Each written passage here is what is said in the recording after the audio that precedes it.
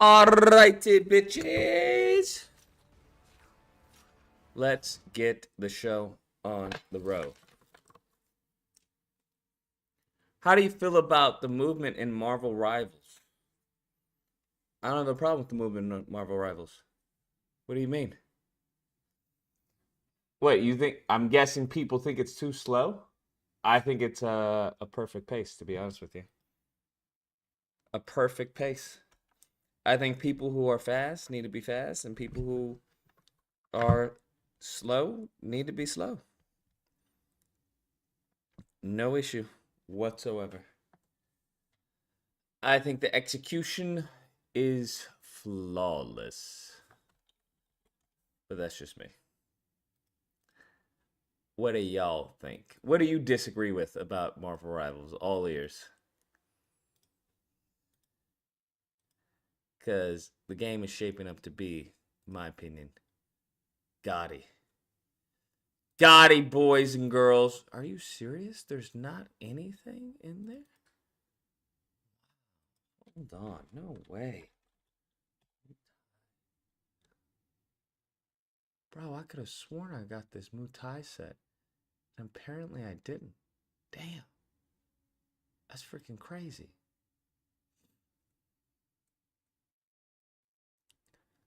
Bro, what? That's wild. I could have sworn I had already downloaded it. Huh. Manny minigun. Yeah, no, it's not there. All right. That's interesting. Okay. Let's eject my hard drive. My external one. What do you mean it's currently in use? No, it's not. No, it's not. Why are you lying? It's not currently in use. Never played Overwatch, so what? So this game is fresh to you? I played Overwatch, and this game is still fresh to me. What are you talking about, bro? What are we talking about, bro? The game is fire. Absolutely fire. Fire, fire, fire! Waiting on some things on Spider Combat. I think I'm gonna redo a lot of the animations, to be honest with you. Because I'm not really fond of... I like the beginning pose, but I think it's too Spider-Man-ish, I guess.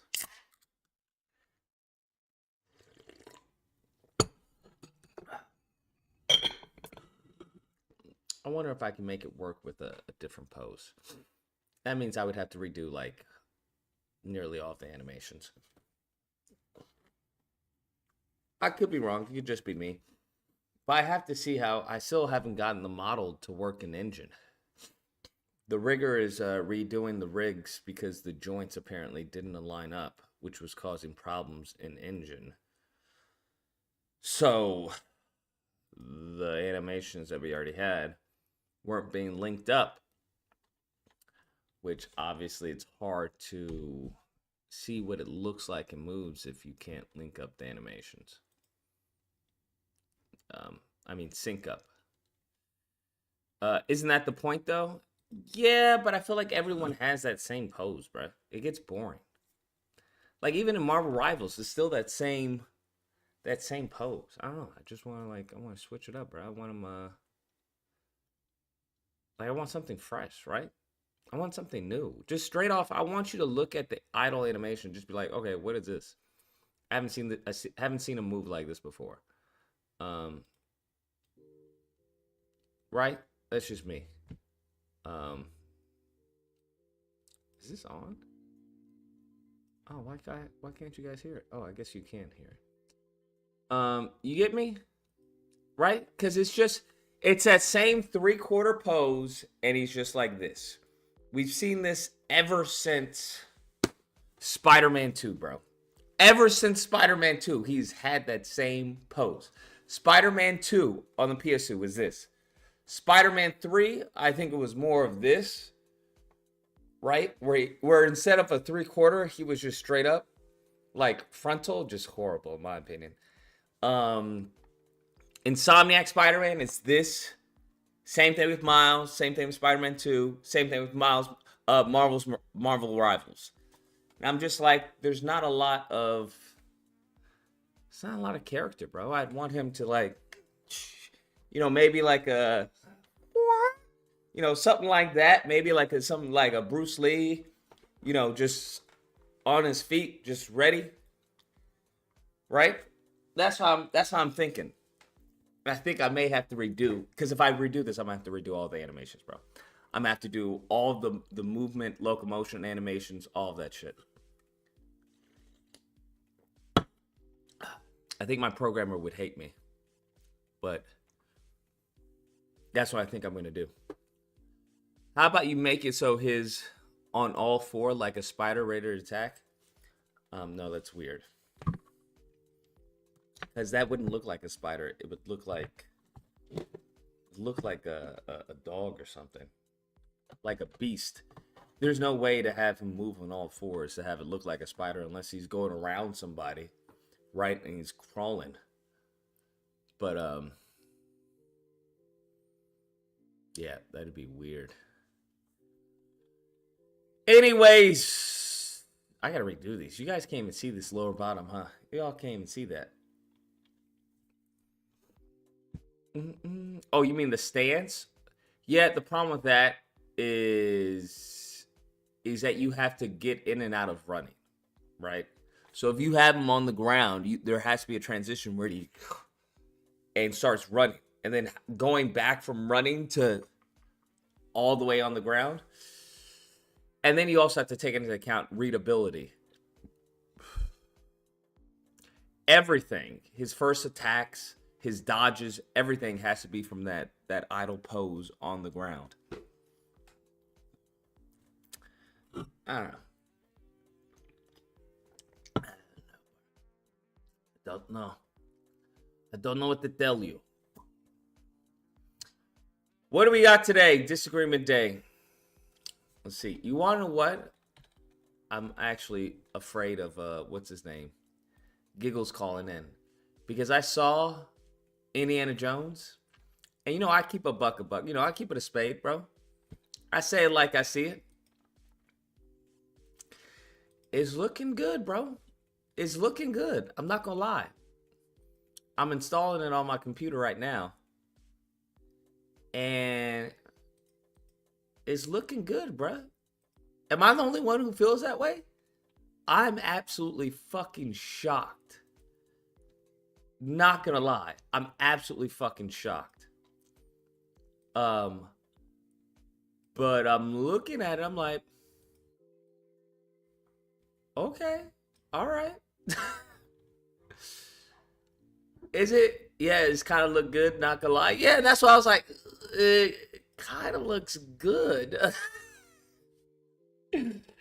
I hope he never ceases, bro. I hope he never ceases as long as he lives.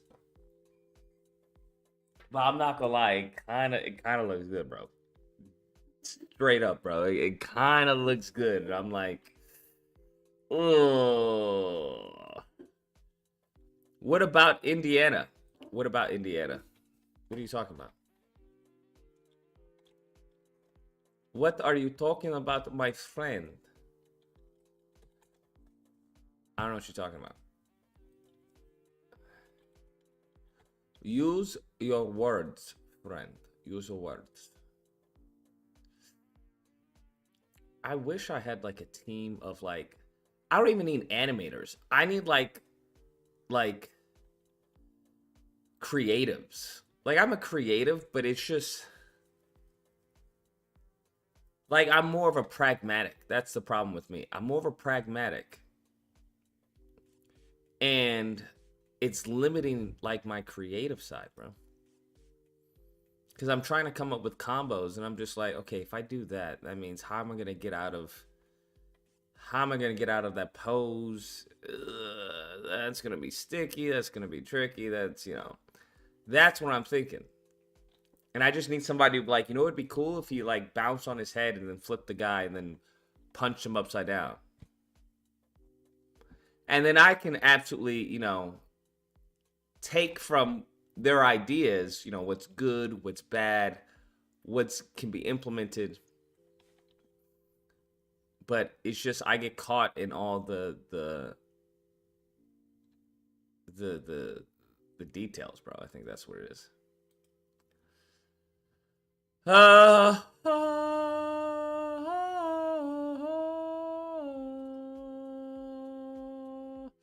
Has anything happened? Yo, I'm not gonna lie. That Hodge Twins interview, bro, they're fucking crazy.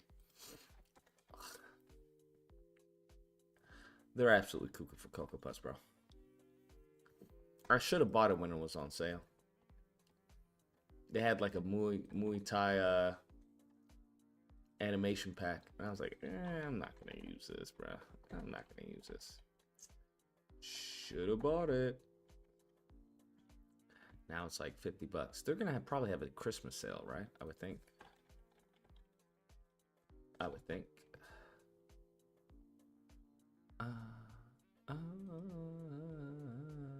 Yeah, it's $50. I'm not paying $50 for that. You're out of your fucking mind. Out of your damn mind. Check out Sonia Massey. Oh, did you hear that he wasn't? I think he was acquitted because it was a deadlock. Deadlock.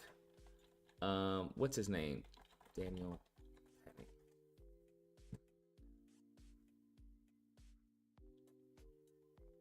Jury deadlocked. That's so fucking crazy that jury was deadlocked. This is where we are, bro. Sonia Massey. This is where we are in this country, bro. Jury deadlocked. What the fuck is this? Is insane. Sonia Massey, what about it? What's happening? Family is protesting the pretrial release. Whoa, what? Pretrial release? They're releasing? Why would they release him? Am I missing something? I know I'm not reading this right. Tonight, the family of Sonia Massey urging for her killer to remain in jail. Massey was shot and killed in her home by former Sangamon County Sheriff's Deputy Sean Grayson. Grayson has been in jail since being charged with first-degree murder, but could be released after a decision by an appellate court last week. The decision has been appealed to the Supreme Court, delaying Grayson's release until at least January. And tonight, the family says the Supreme Court should make sure he never leaves. Even though his fangs have been pulled, he doesn't have the ability right now to kill anybody because he's sitting in a jail cell where he should stay for the rest of his miserable life that he has left. A bridge in Springfield will be dedicated to Massey tomorrow. Bruh, wait, what? So we don't know yet. It may be possible that they do it, but we don't know yet, right? That's wild.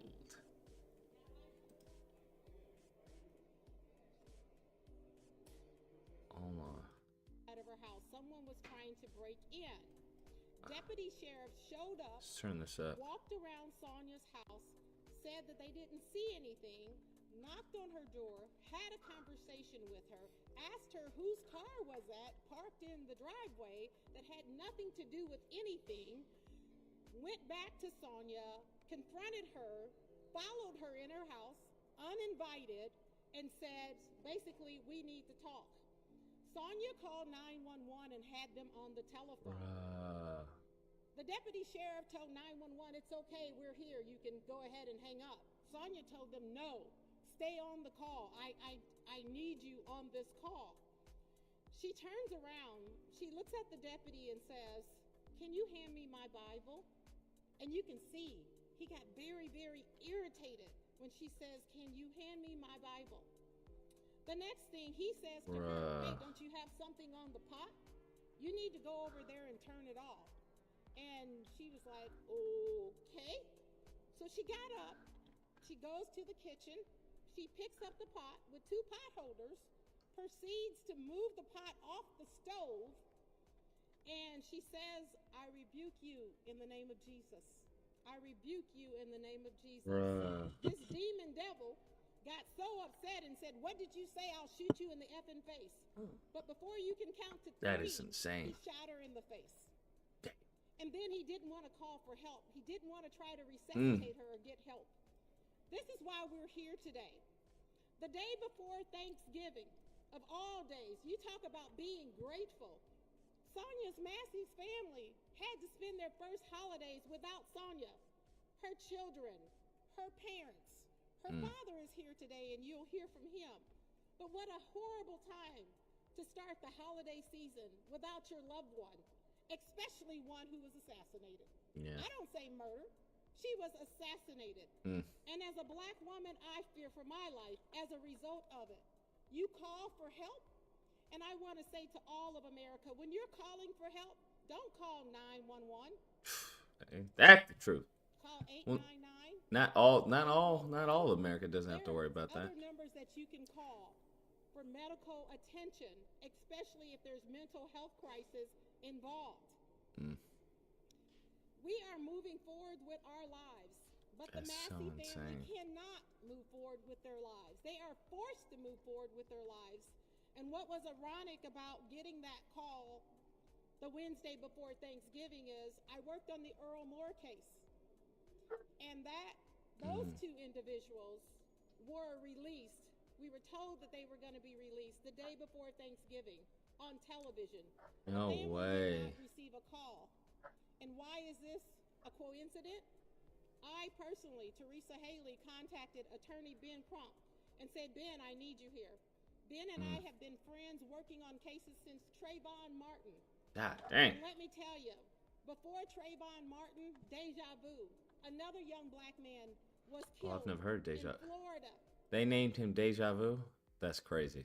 But because he did not come from socioeconomic background or have parents like Trayvon Martin had parents that could hire an attorney like Ben Crump, that was swept under the rug. Damn. As the former Keep telling y'all that's how that works. NAACP, I worked on the case in Chicago. Young black man shot 16 times in the back, walking down the street. What? The police officer was let go. Enough is enough. We are tired of being sick and tired. Oh. And I am tired of talking right now. So at this time, I'm going to bring up some members of our community. What? Some of them serve on the new commission for the Massey Commission. Some of them are just community leaders. Some of them are just residents. But most importantly, we have Sonia Massey's father here today, and you're going to hear from Mr. James Wilburn. But first, I want to bring up Calvin Christensen to speak. Let's give him a hand as he comes forward. Let's encourage these young people. Just to reiterate, my name is Calvin Christian. Thank you, Teresa, for inviting me.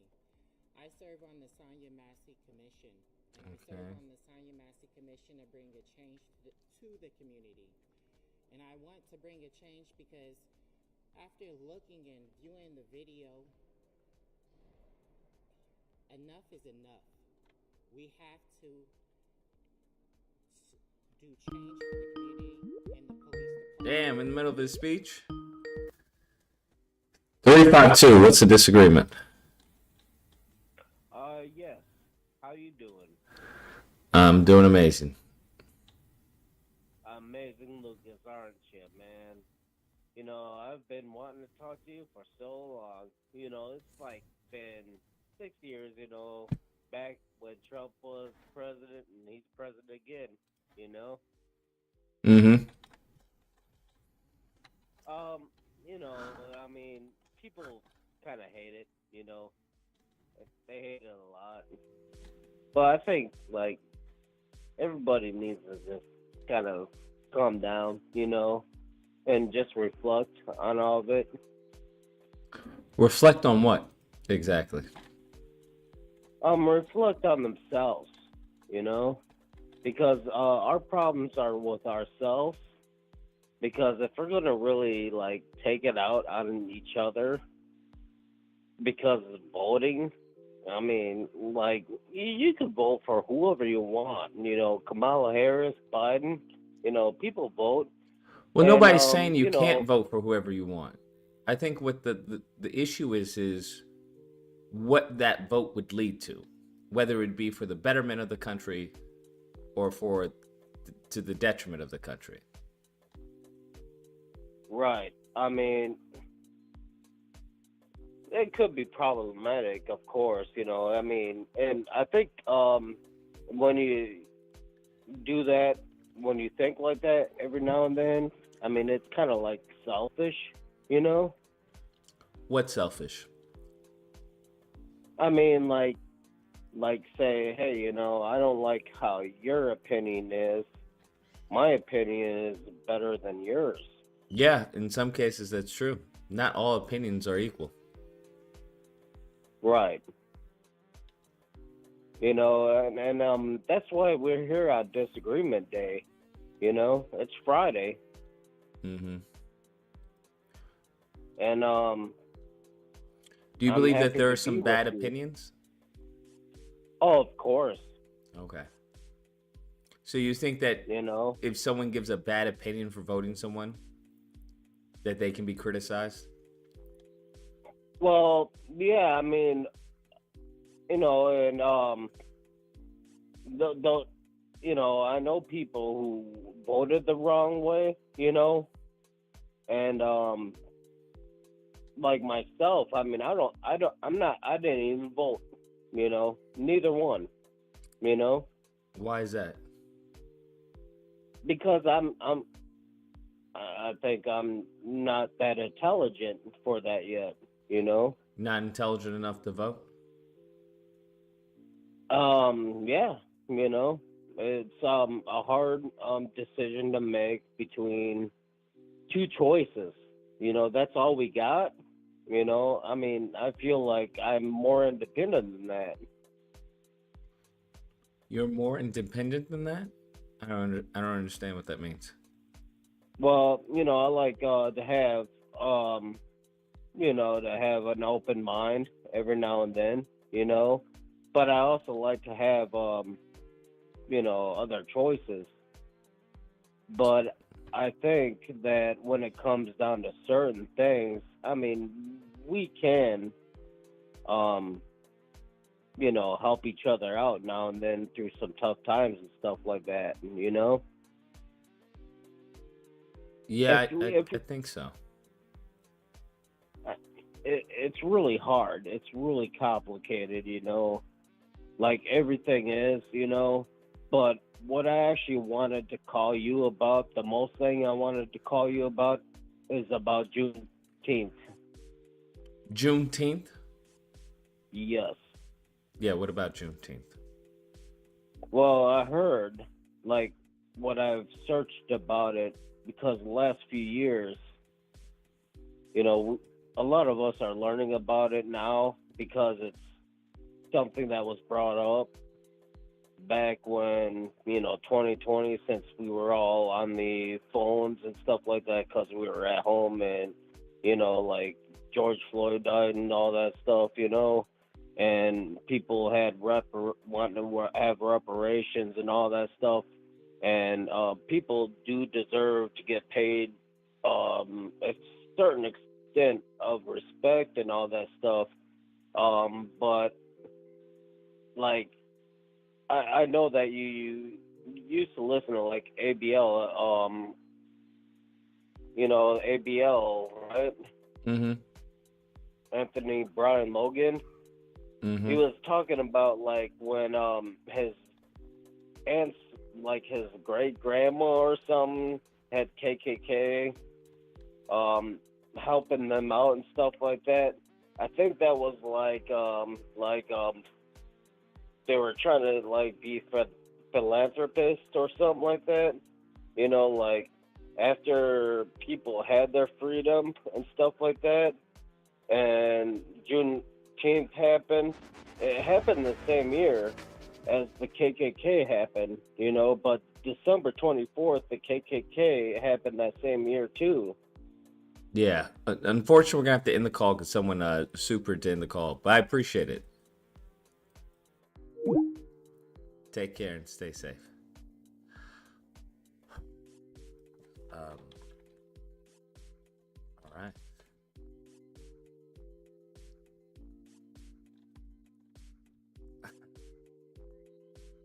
Very interesting call.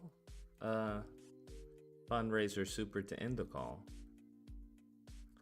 I mean, I could have talked to him for hours because it was very interesting. Let's continue on to hear what he has to say. Apartment. When I looked at the video, all I could think about were my children. And if my children were to call 911 and ask for help, how would the police respond to them? And that's why I decided that I was going to serve on the Sonia Massey Commission. I want to point out, too, as well that... 706, what's the disagreement? What's up, Lucas? Yo, this is calling from Augusta, Georgia, down here, man. What's going on? And I was just listening to my boy just ahead of me, man, and just overhearing. He doesn't need to vote for anybody. He's right. He doesn't need to vote for anybody, you know, because he just doesn't understand, like, a lot of shit that's going on. But my disagreement with the party, with the Democratic Party, is sometimes, man, we don't inspire shit, you know. One thing you can say about Trump, man, if it's bad or good, he inspires shit, you know. He inspires, even if sometimes he's a fucking idiot, but he inspires shit, you know. Where is that, like, we went a long way, man. Obama, people could say they hated him, this or that, but Obama inspires shit. Kamala Harris, she just really didn't have, even though her campaign wasn't that long, and shit, but even before, man, when Bernie Sanders had the juice and everybody was up there and then they did all that dirty shit to Bernie Sanders, this is like the chickens coming home to roost kind of a little bit, man, you know? Did you agree with Bernie Sanders? Did you want Bernie Sanders to be? I don't really recall much of Bernie Sanders, to be honest with you. I don't really recall Bernie Sanders, to be honest with you. He was more. You don't recall Bernie Sanders? Yeah, he was more of a blur. A blur. Mm-hmm. Man, Bernie Sanders was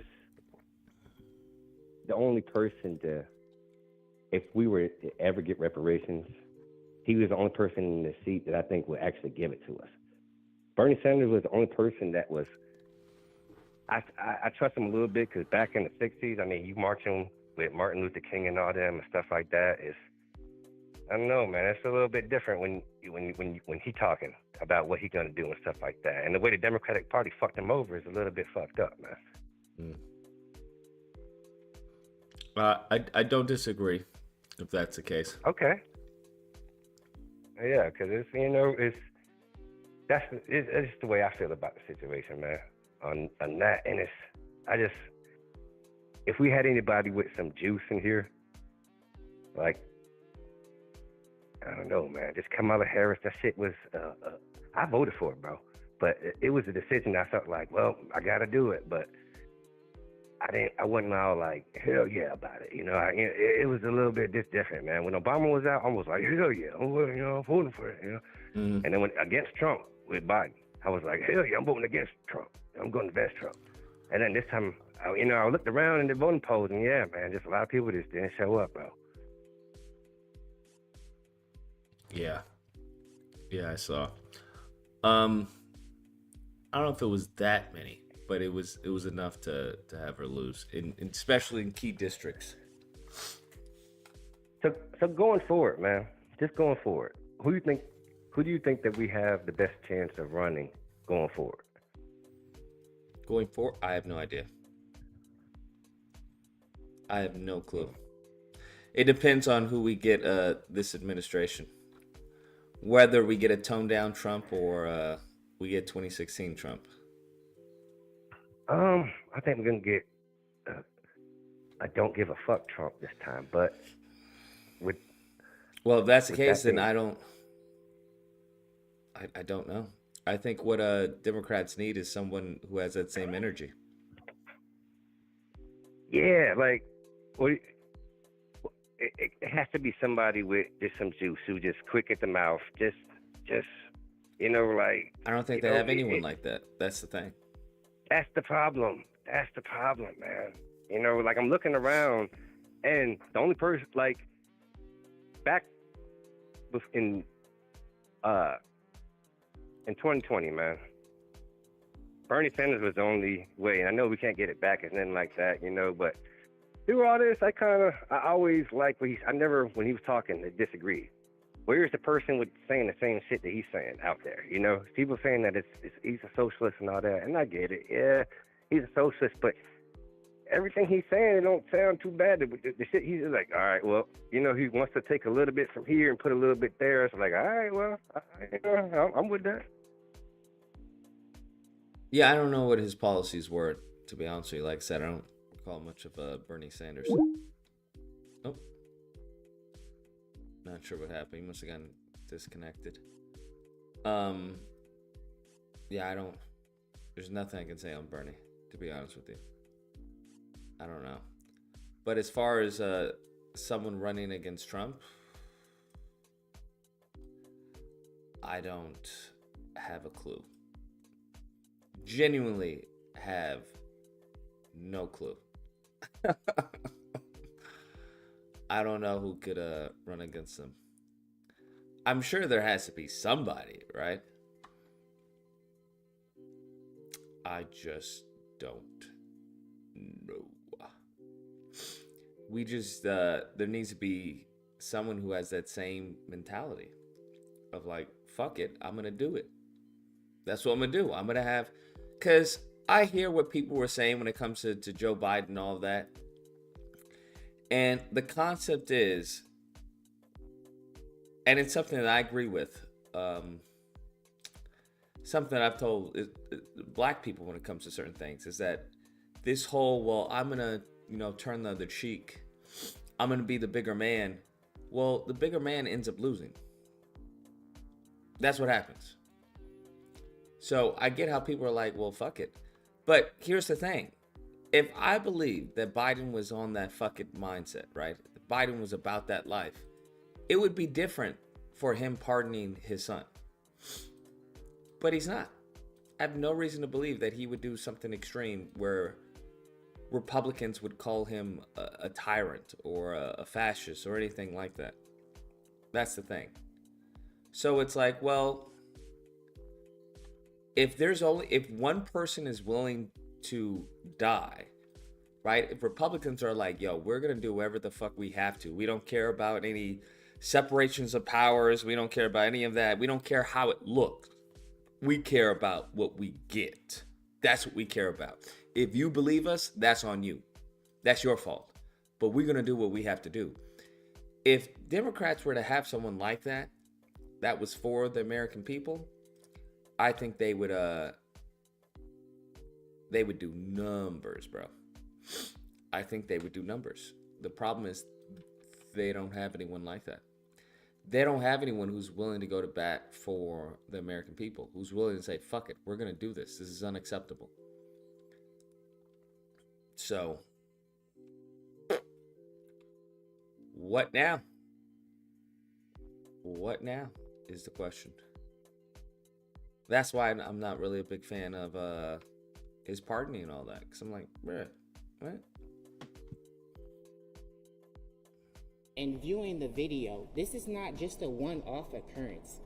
How the police were speaking before they even interacted with Sonia Massey, they do that a lot. But I just want to say thank God for body camera footage. Thank God for it. Because now it's just bringing a light to not just one bad apple or not just one bad seed, but it's showing in all the entire police department and how change needs to be started and needs to continue. Even though we have the Safety Act right now, yes, change needs to be implemented into the Safety Act. And not only that, but even for the appellate court to rule the day before Thanksgiving, and we have the family that is living without Sonia Massey. I mean, come on now. How can the appellate court do that? He's not really the best speaker. Right now, the appellate court has ruled that Sean Grayson, he won't have pretrial determinations until January 2nd. But right now, they are leaving it up to the Supreme Court to rule whether he can remain in custody based off the Safety Act. That's so fucking crazy. The Supreme Court. You mean the Republican Supreme Court? Is that what you mean? That Supreme Court? Based off of what act? Right now, I think whether he can remain in custody based off the Safety Act. So the Safety Act? The Safety Act or the Safety Act?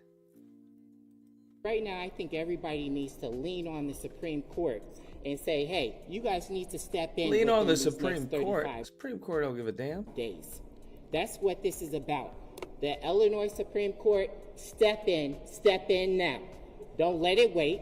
Step in now. Thank you. Okay. So I did a speech a couple years ago that said the time is now to stand up and fight. The time is now to do what's right. The time is now to take a stand.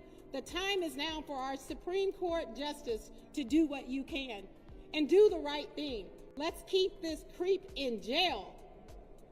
She was somebody's mother. She was somebody's daughter, somebody's granddaughter.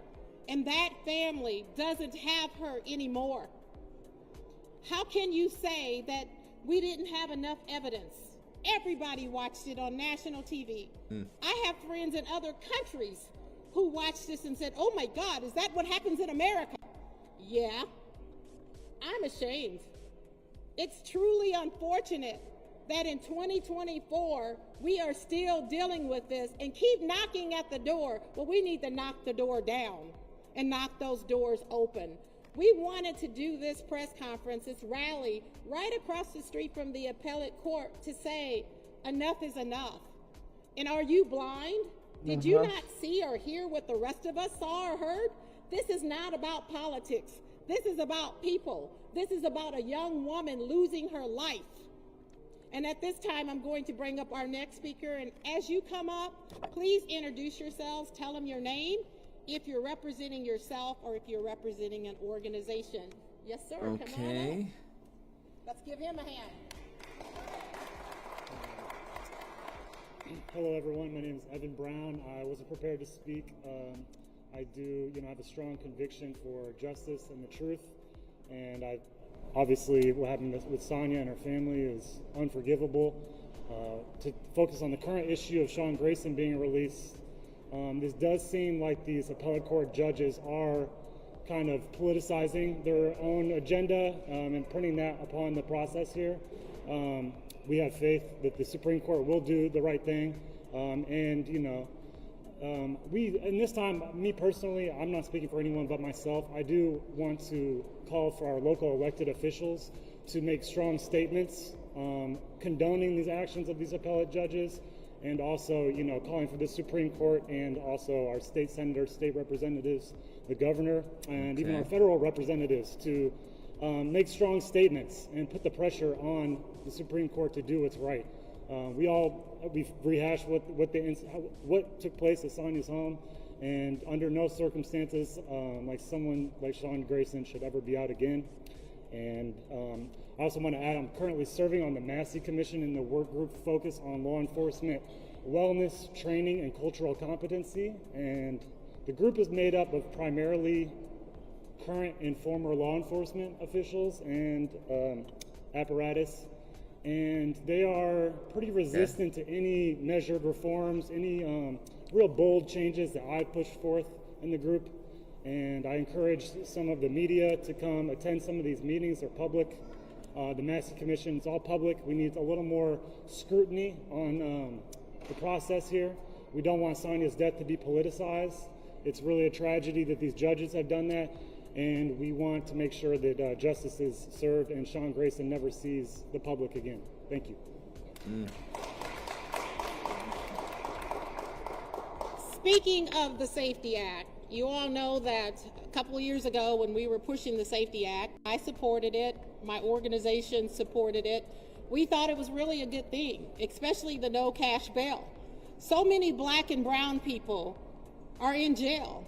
They lose their families. One thing you have to understand, they will always use any type of law that you put out that you think is going to benefit you for them. That's always how that's going to work, always. Lose their homes, they lose their jobs just because they can't afford bail. So that was our main push in the Black and brown community in supporting the Safety Act. But it's been taken totally out of context. I'm asking the legislators to go back and to visit the act and see what we can do to tweak it, because it definitely needs tweaking. If a person is charged with murder, not even convicted yet, they are a risk to society. If not themselves, they are a risk to the rest of us. If Sean Greason was to get out today, he can change his hair color, his eye color. We wouldn't even know him. He would blend in with the community. I wouldn't feel safe, and I hope that you wouldn't feel safe. So we're asking our legislators to revisit it, to say if someone is charged with murder, double murder, to keep them in jail. The judges need to use their discretion, but they also need to use common sense. Because this 3-panel judges decided that he was not a risk, he was not a harm to himself or the rest of us, we need to revisit it. We need to revise the Safety Act as it's written today. Because I got family members who are charged with murder, who are sitting in jail, but they also got a drug charge. But guess what? They've made that drug charge higher than a murder charge. They ain't hurt nobody that didn't want to buy the drugs. But when you look at our system, they're considered a menace to society. So is Sean Greason. At this time, I'm going to ask Reverend Gary to come up. Let's give him a hand as he comes forward. Oh, boy. My name is Minister Gary T. Pierce, Kia David Ministries. I've resided in Springfield since 2001. I've been through some things myself as far as when it comes to racial discrimination. I lived like 2 or 3 blocks from this young lady that got killed by the police. I had encounters with them myself, and some of them were good, some of them were bad. You know, I've had a friendship with some of them, and then some of them, you know, I just don't trust. And it's just like somebody said, when you call 911, you want to be able to trust them to come and take care of business. I called them about a neighbor of mine that wanted to cut down my trees without my permission. I called them. He called them and told them I had a gun, and you could hear the sirens before I even got there.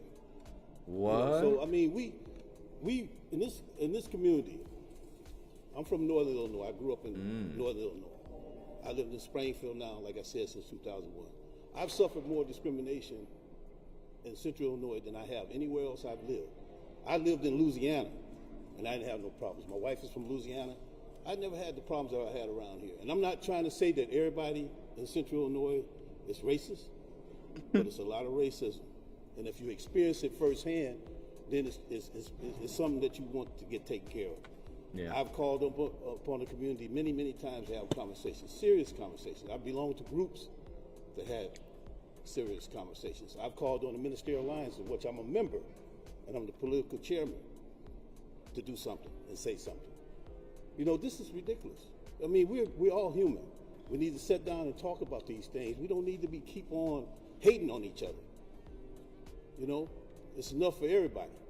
And we need to focus, and I'm gonna say this, I may not go along with my sister here, but we need to focus on us. It's time for the United States of America to focus on us and our citizens, and we need to close our borders for a minute to do that.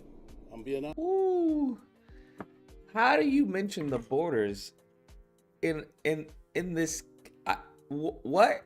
I don't even understand, bruh. Where did the borders come in with a murder case, fam? Like, he just had to mention that. He just had to get that in there. Honest with you. We need to start focusing on us. We got some serious conversations that we need to have. And some of these things come from the fact that we have a lot of unemployment. We got our African-American men. What the hell does this have to do with the case, though? What does this have to do with the case? I'm lost. I'm genuinely lost. What is he talking about? Males being incarcerated unfairly, and now we got our African-American females being incarcerated unfairly. And then we have a lot of single-parent homes. And that leaves our African-American women unprotected. Some of them are unprotected because there's no males in the home. Some kind of thing going on here. There's something going on here it's deeper than what some of us can even understand. But being a man of God, I know it's a spiritual thing. And so we got to call upon the mighty God to help us and fill us with the Holy Spirit power to be ready to do these things that we need to do as people. As people, we need to sit down and have some serious conversation, not this fake and shaking stuff, hand-picked committee members and all that kind of stuff, some serious members in the community. I even volunteered my name. Guess what? I'm not on the commission. I'm not offended because I'm going to still step up. I'm going to still talk about the injustices because that's what God placed me on this earth to do. I can't stand it. And I'm going to fight against it as long as I can live, as long as I'm alive. I'm going to continue to fight against injustice. And thank you, Teresa, Sister Haley, for giving me the opportunity to talk and say what I need to say. Thank you. Okay.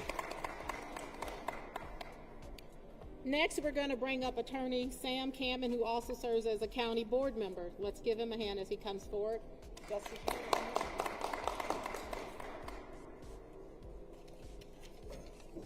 Thank you, Teresa, and thank you all for coming here today. I'm here with my daughter, Justice. We've heard the phrase justice for Sonia Massey. Well, justice is actually here today for Sonia Massey. But I remember after the tragic killing of Sonia Massey, a number of members of the press asked Ben Crump, the attorney representing the family, if the Sheriff Jack Campbell should resign. And I thought his answer was very appropriate. He said, well, that should be up to the voters of Sangamon. Oh, this is the father. My message to those 3 judges who ruled unanimously that Sean Grayson is not a danger to the people of Springfield. Wow, 3 judges, huh? If you got room in your house, give him a bedroom to live in your house. If there's a house for sale on your block, let him move on the block where you live. And we'll see how quickly that NIMBY attitude comes out in you. Not on my block. But you say he's no longer a threat to civilized people here in Springfield. I live in Pine Bluff, Arkansas. That's crazy. I feel safe where I live because we have a black county chief executive. We have black sheriffs, black mayors, black city council people. So the same kind of systemic racism that occurs here in Illinois' capital doesn't occur where I live. But I want to tell you that my people, they built rotundas like this. They built the one in Washington, D.C. See, my people, they worked for 400 years to build this country and never got a dime, never got one red penny. I see you, my brother, back there. I was eating in a restaurant here, and this young man came up and he said, I'm going to be here at this rally. I see you back there, my brother. I thank you all for being here. The last thing that my baby said to me was, Daddy, I love you. And we never, whether it was in person or on the telephone, did not end the conversation with her telling me that I love you. And I want to tell you all, it's brutal, man, that until a undertaker put some embalming fluid in this body, I'm going to fight to keep my daughter's killer in a jail cell. I don't ever want to see him walk free amongst any of us. If there is any debate, I'll take Greg Harris, Kwame Raoul, John Milhiser. I'll take them 3, and I'll put them against those 3 appellate court justices, and we can have a debate on whether this killer, even though his fangs have been pulled, he doesn't have the ability right now to kill anybody because he's sitting in a jail cell where he should stay. for the rest of his miserable life that he has left. I didn't prepare any remarks today, but I want to speak on behalf of my child that I don't have her anymore. I can't talk to her anymore. That's brutal. But as long as I have breath in my body, I would encourage the Illinois Supreme Court to keep that killer locked up. That's the best place for him. Because it might be a problem if he gets out on these streets. Whoa. I'm looking at some of my white brothers, brown brothers, black brothers. They've got a message for you, Sean Grayson. Come on out. Oh, damn. Come on out.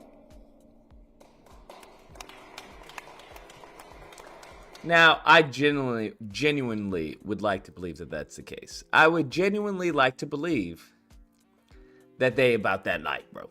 That they about that life.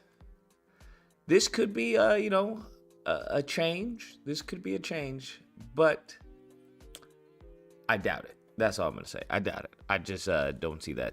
Don't see that happening, bro. I don't see that happening. But hey, I'm all for it if it is. We got CEOs who are being taken out. I don't know, baby. I don't know. Who's to say? At this time, we're going to open it up just for a few questions. Mr. Wilburn, you want to come back up? Mr. Calvin, you want to come back up? Come back up. Anybody else who spoke want to come back up? If you all Sam, have come any on up. questions. Bring justice with you. Justice. I always tell Sam, justice is usually just us. And then he turned around and named his baby Justice. She's beautiful. I've been holding on to her ever since she got here. But if the media has any questions that they want to ask, we're here.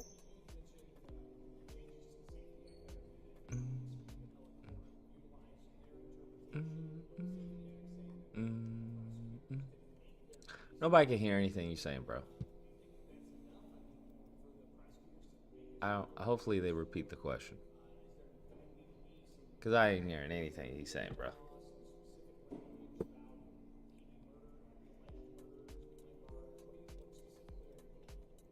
We're looking for Millhiser and his team to represent the family and the community, communicate to the Supreme Court, whatever it is that they're saying we're missing that allows this jerk to be able to get out of jail.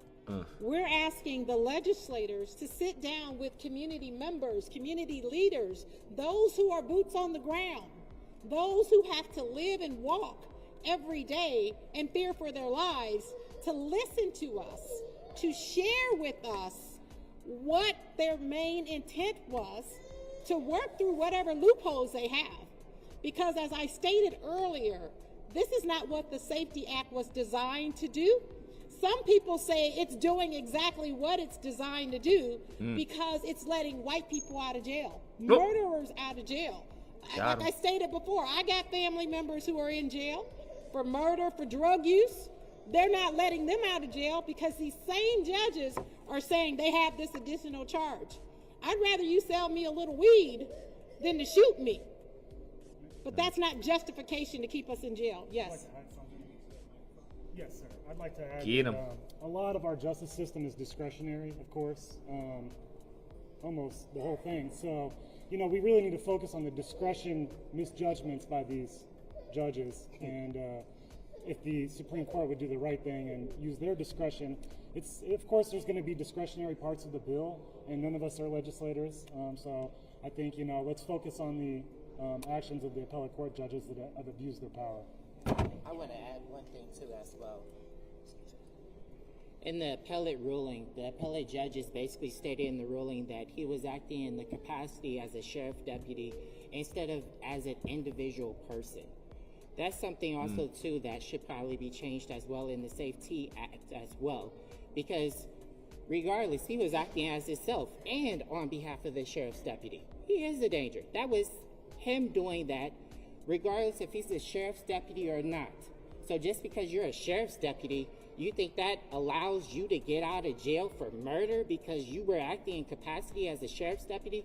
No, it doesn't. He was acting as an individual as well. So that's something that also needs to be modified in the Safety Act as well, regardless if you're an individual or you're a sheriff's deputy or a Springfield police officer or any type of other officer. Thank you. Yeah, you got anything more? Okay. Any other questions?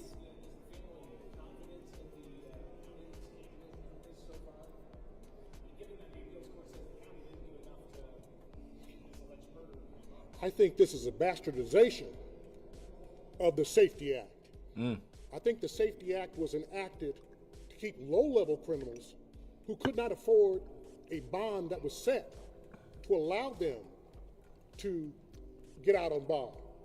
That wasn't for this guy has been charged with 3 counts of first-degree murder. Damn. And 2 more felonies. This is a complete bastardization of it. That is crazy. I tell those 3. That is fucking crazy to allow a person out who's on murder charges, 3 counts. Like, yeah, he's not a danger to the community or anyone around him. Let him out. That is pretty insane. Appeals courts, judges, to, if you think you can defend your position, go up against Kwame Raoul, go up against Greg Harris, go up against John Milheiser. That's not how that's gonna work. Do it now. I'd like to see that debate occur. Yes, Monica.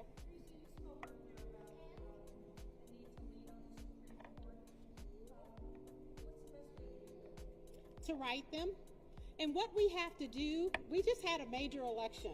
As we vote them in, we need to vote people out if they're not meeting the needs of the community. I care about people, not politics, but politics is a necessary evil. So pay attention to what's happening with our judges, and if they're not meeting the needs of you, your family, and your community, we need to vote them out. Keep telling y'all, bro.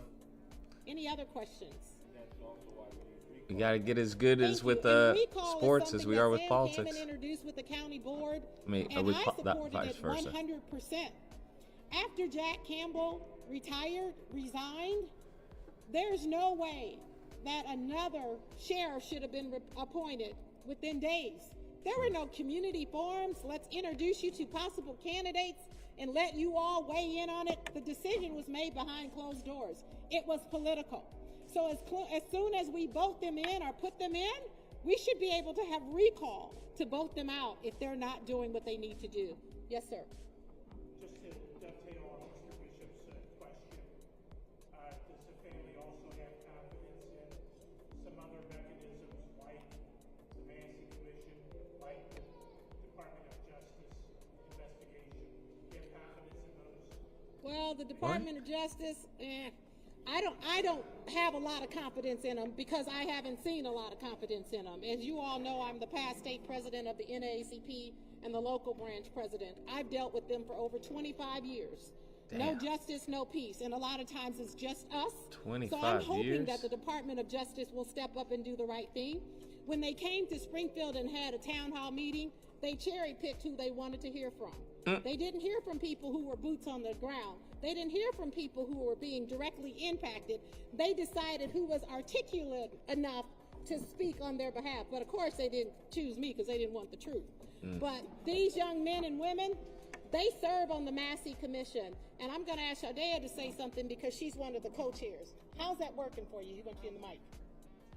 Okay, you want to? Okay. I mentioned earlier some of the resistance I'm facing from law enforcement officials in my group over common sense, logical reform measures. So I think, the time will tell on that, and time will tell on the DOJ. I'm not speaking for the family, but for the community, I will say, time will tell. And I myself was very disappointed in the timeliness of the DOJ investigation.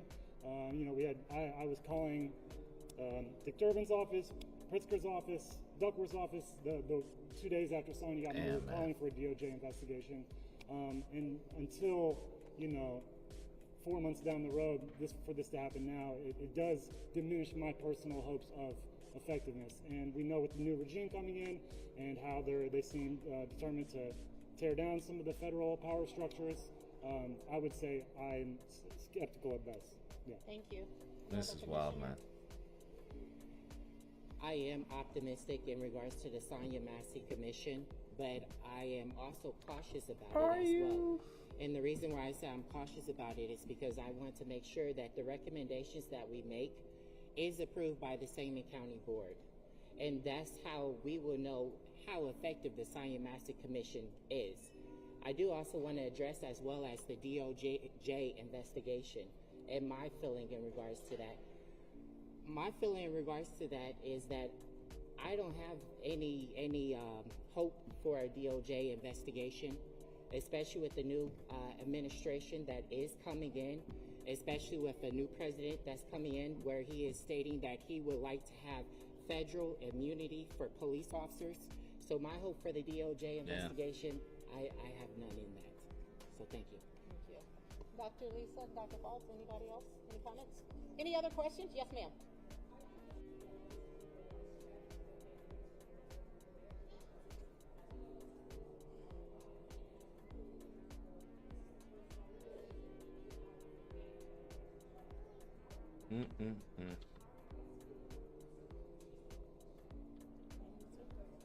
Well, I can say that we're holding it together. We are not doing well. My Aunt Donna she's just not going to be herself ever again. So us having to be around her, someone with her all day, every day, loving on her as much as we can. She doesn't sleep, she doesn't eat, she cries all day, all night. Like it's sad, and yeah, the family's not doing good at all. Sonia has 3 sisters, and there are times when they call, and we have to have a meeting with each other. We have to hold up each other, because we have good days and we have bad days. But I do feel the prayers and thoughts of people all over the world holding us up as a family. And I want to let you know I appreciate that. That's the reason why I can stand before you and speak boldly as I can. I haven't had the greatest of health myself. In 2022, I had a quadruple heart bypass. God, dog. And many people are worried about me. But through the grace of God, I stand here before you. Bypass. Amen?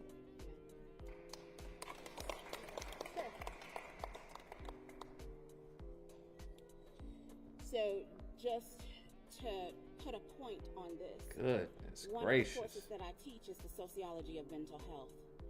And I also teach about the social psychology of social inequality.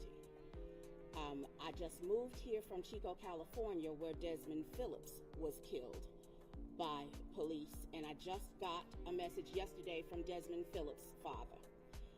Desmond Phillips was killed in 2017. David Phillips is still not well. His life will be changed forever. The course of his life has been changed. And when we speak of this in our courses, we understand how a tragedy like this calls a family to look at everything else in the world and look at just what we're looking at now, how the system has continued, right, to deplete us of our health, right? When we're talking about social determinants of health, this is a health issue, okay? So the fact that Donna Massey is not doing well should be no surprise to anyone, okay?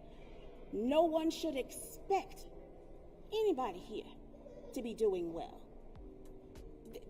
It should not ever be expected.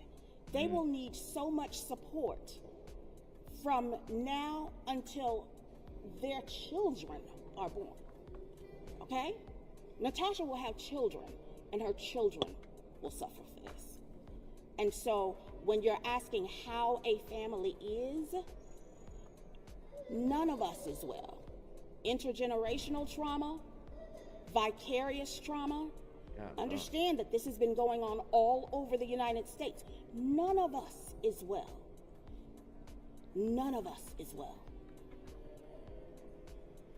And in closing, I'm just going to ask each and every one of you to do self-care. Self-care is so important as we're in these winter months. More seasonal effects disorder. Got it. Self-care. Ooh-wee. Y'all see your boy? Man, this dude's aging like milk. Bruh.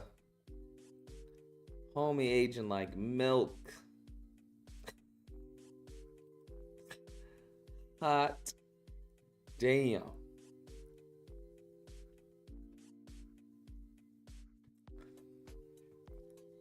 Got charged with what? Assault and battery, right? 26? 26? Yowzers. 26, bruh? Somebody say it's not true. 26. Woo wee. You know they saying it was him in the tape with Destiny, right? Yes, I know they're saying that. I know they're saying that. I wouldn't be surprised, to be honest with you. I wouldn't be surprised. That was degeneracy. Was booked on a misdemeanor count last Wednesday at police headquarters in Berwyn, the Chicago suburb where he lives, according to documents. After Fuentes walked into the station lobby on November 27th, he was escorted to the booking area where he was searched for weapons and fingerprinted.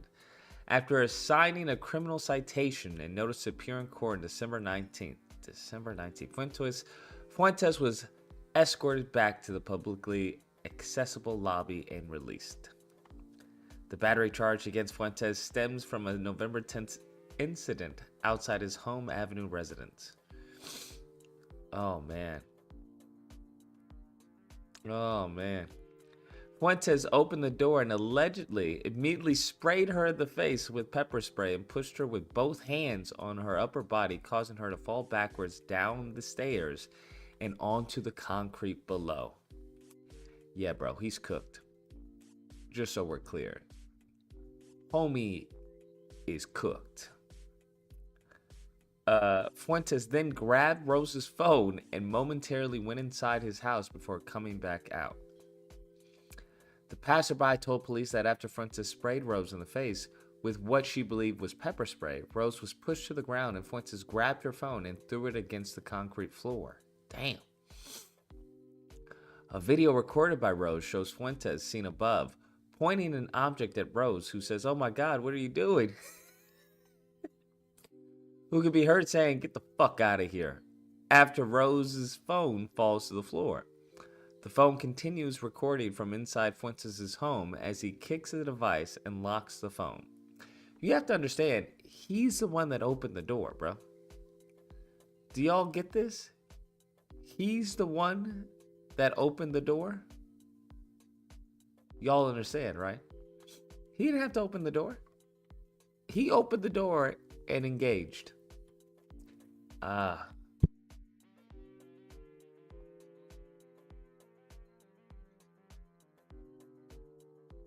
That's what he did. Questioned by a Berwyn Police Department officer, Fuentes said that he had posted a political joke online. "It's just a joke, bro. It's just a joke, bro. What's wrong with you guys? You guys can't take a joke, bro." Oh, these jokes, man. I love it how it's a joke. I love it how it becomes a joke. Don't you love it when it becomes a joke and then when it becomes actually, well, this is great, bro. I love it. The right in their jokes, man. Absolutely fantastic. Fan-fucking-tastic.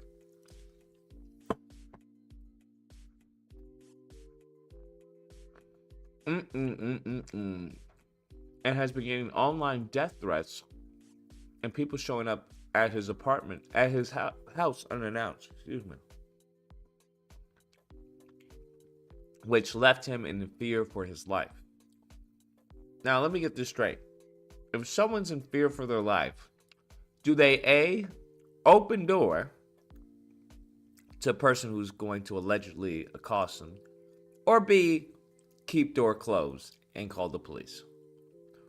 Which one do you think you would do if you were in fear of your life? Just a question. Fuentes then became uncooperative with the cop and refused to speak out about or answer any questions in regards to the incident with Marla.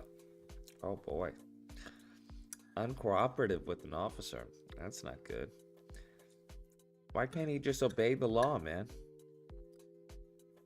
What's up with him, man? Low impulse control. I feel like he had a low impulse control, don't you?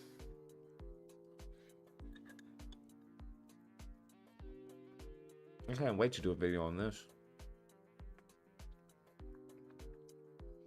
A responding officer observed Marla's eyes to be watery, but no other physical injuries. After initially being unwilling to sign a complaint against Fuentes, Rose contacted cops last week and advised that she had opted to press charges. Rose records show provided cops with the iPhone she used to record Fuentes. On November 25th, Rose told cops that a sealed envelope had been mailed to her home and she was afraid to open it. The envelope, sent from Miami by your Republican congressman, was opened by cops and found to contain several papers related to President-elect Donald J. Trump, Nicholas Fuentes of Berwyn, Illinois, and other memes. The envelope was placed in evidence for safekeeping, cops noted. Okay, very, very weird. This is so weird. What's going on here? According to property records, Fuentes bought his Berwyn home, from which he apparently broadcast his hateful rants in late 2020 for $390,000. What? Fam. He got a home for $390K. Hold on. He got a home for $390K? That's the story right there. That's the story right there. What are we talking about? $390K, bruh?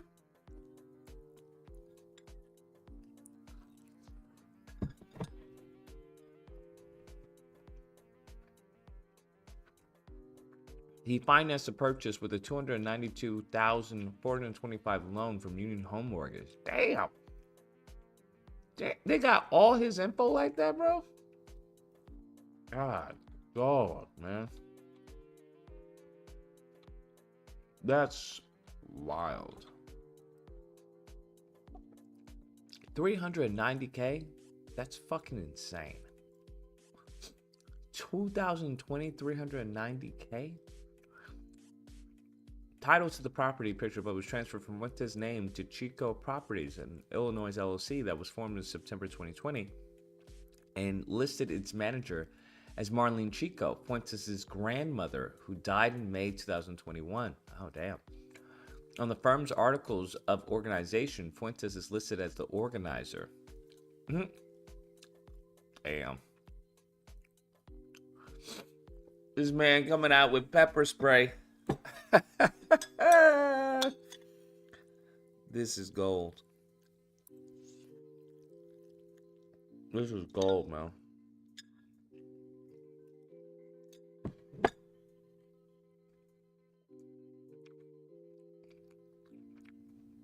Only people that think $390K is a low amount to pay for a house is from LA. Is that true? Because I feel like $390K is a steal. Like, you're not getting in a condo for $390K.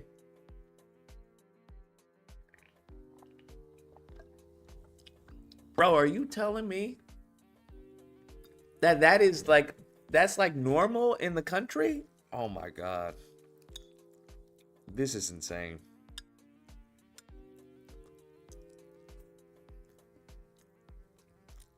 I gotta get out of Cali, bro.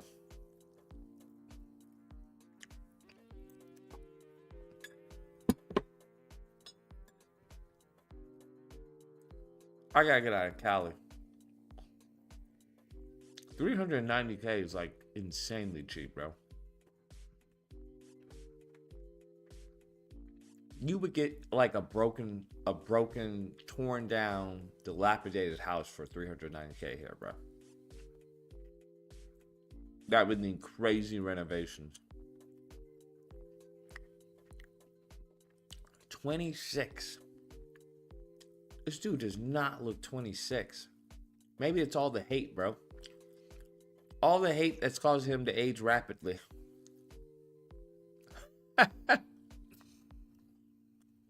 All the hate that's causing him to age rapidly. That's insane. You're not getting anything for that here. Not even in Victorville. No, you may get like some, like a square piece of land, MP, with like 2 boards on it.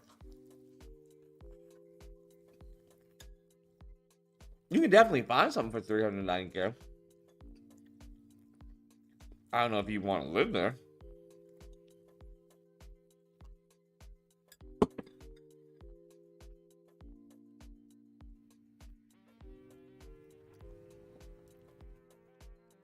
Let's actually find out.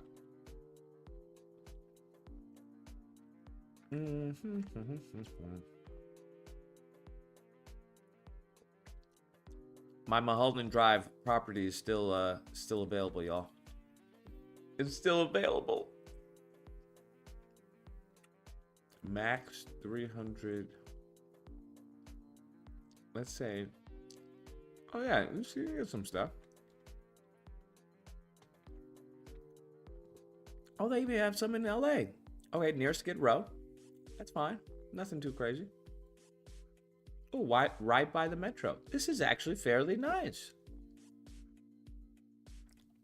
Okay. Look at this, y'all. This is actually pretty nice.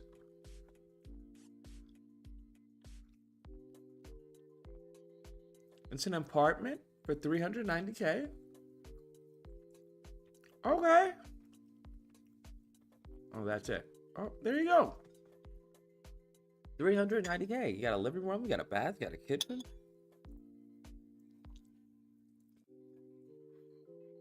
Mm. 396 square feet. Look at that. Wow. Look, you got outside. You get to see all your neighbors.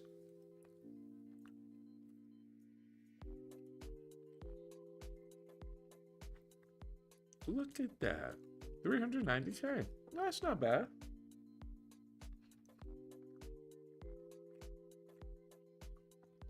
Oh, we got a nice little wine bottle. Oh, is that?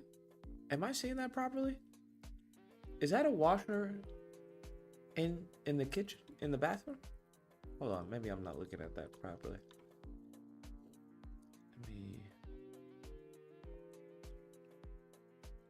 What is that? Can someone tell me what this is? What is that? Because it's in the bathroom, right? What is that? Okay.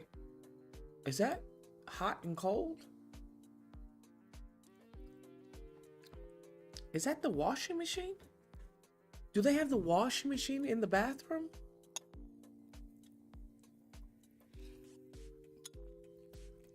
Is that what I'm looking at?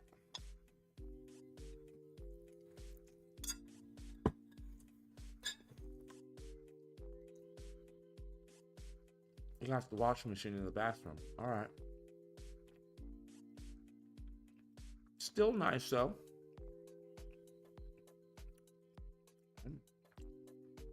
Look, it's a new one at least. Okay. Clean hallways. I like it. Look at that. You're in the heart of downtown LA, bro. I know exactly where that is. You're in the heart of downtown. Really nice. Oh, they got a pool up at the top. Come on now. This is a steal. No dryer? No, there's no dryer apparently.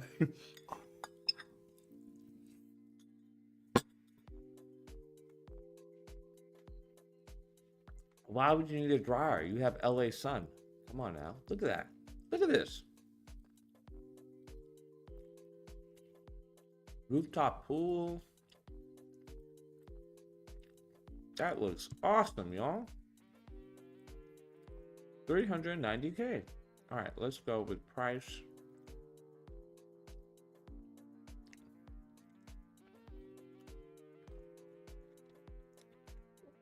$390K. Wait, what the fuck is this? $159,000? Wait, what? Am I tripping? 3 bed, 2 bath? MP, what's going on here? What am I missing? 3 bed, 2 bath for $159K?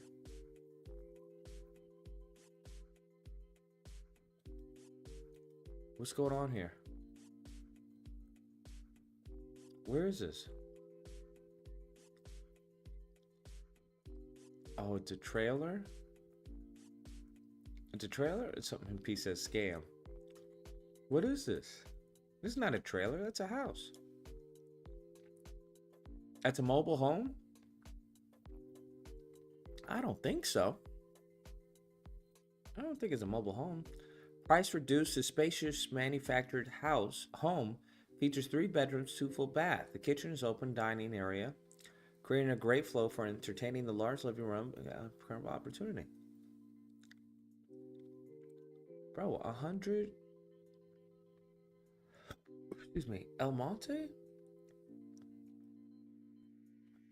That's still pretty good. That's insane. In Little Tokyo?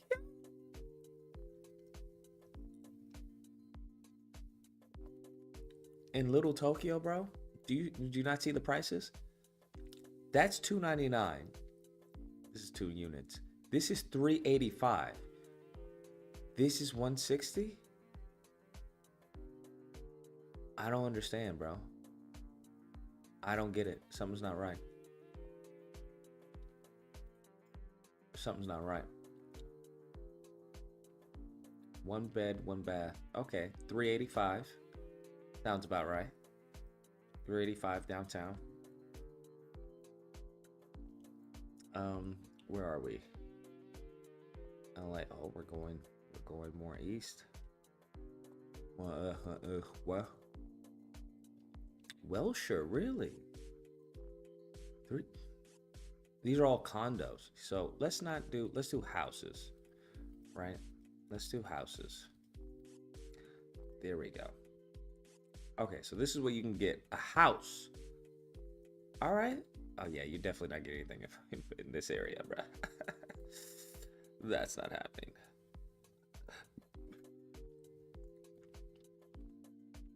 Tarzana. All right. What's going on? Let's go a little further down. Koreatown. What? Really? This is an apartment, bro. It's not a house. Okay. Florence. All right. Nothing wrong with this area. That's the house you get for $359. $359. That's what you're getting, bro.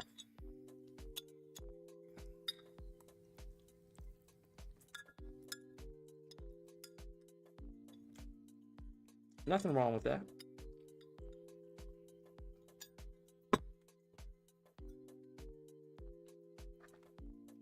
Nothing wrong with that. $359. Not even inside pictures, bro. $359. There you go.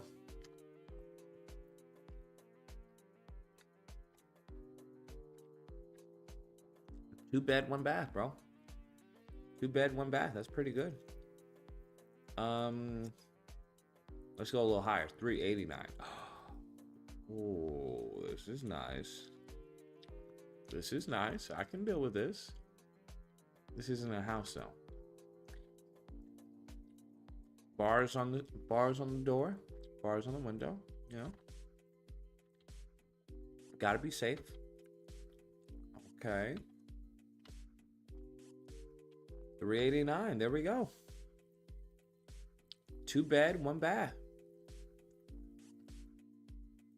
Not bad, y'all. It's not even that bad. It's not even. I mean, it's not the worst area. Is there anything else? No, there's literally nothing. There's literally nothing else There's literally nothing else, bro. Let's go. There, I saw a few places. Here we go. All of. Damn, we even going to San Diego, bro. This is all you getting. There you go. We got some more up here. Okay, more in the valley. Oh, this is nice. Chatsworth. Okay. Okay. We can rock with this. Just need some TLC. What did I tell you? You would have to get a house that, you know, need some TLC. Did I not tell you all that? Okay. There we go. Okay. It's a fixer-upper, bro. Okay. It's not bad. Needs some work. It needs some work, but for the most part, look at all that land, bro. Look at all that land. Look at all that land, bro. That's a lot of land you got there, man. That's a lot of land you got. Got a little shed.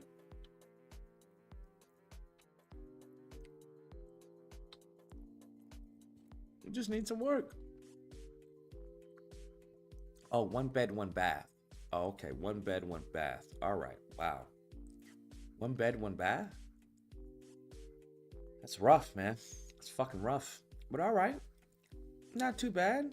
You in a nice area. Ooh, what do we got here? What do we got here? Okay. Oh. I know some of y'all would kill for that. Some of y'all would kill for that.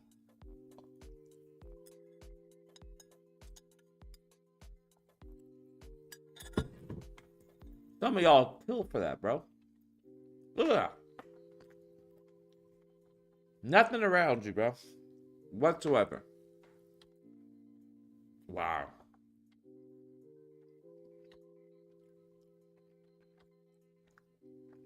All right. Got brick, it seems. Oh. Okay. This is $285. Not bad.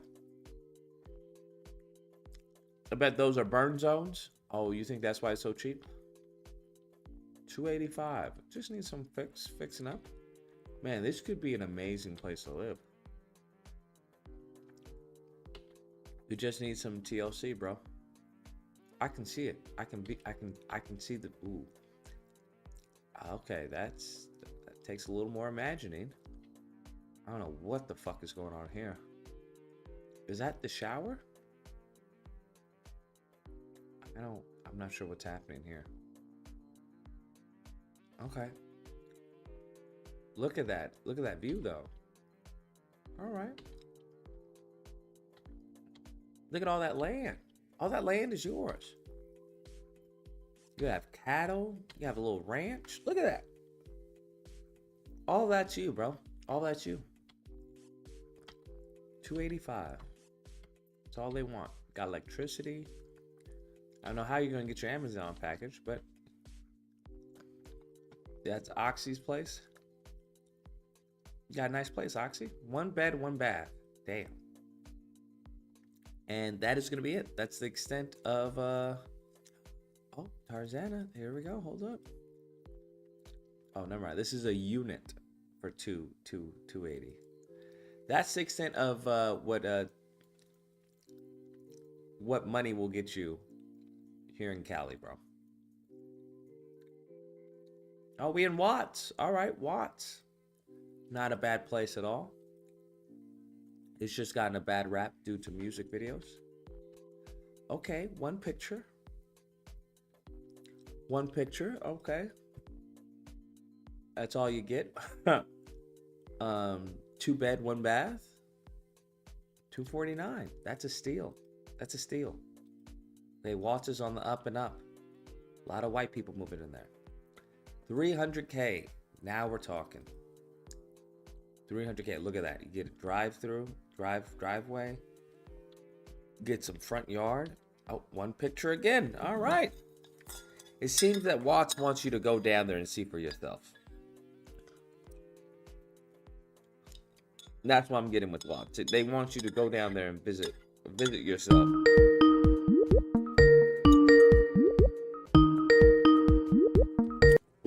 (832) What's the disagreement? Hey, hello? Hello, hello? Is this a call-in show? No, it's not. Well, it says the number on the screen here. Oh, it does? It's the Amazing Lucas? No, it's not.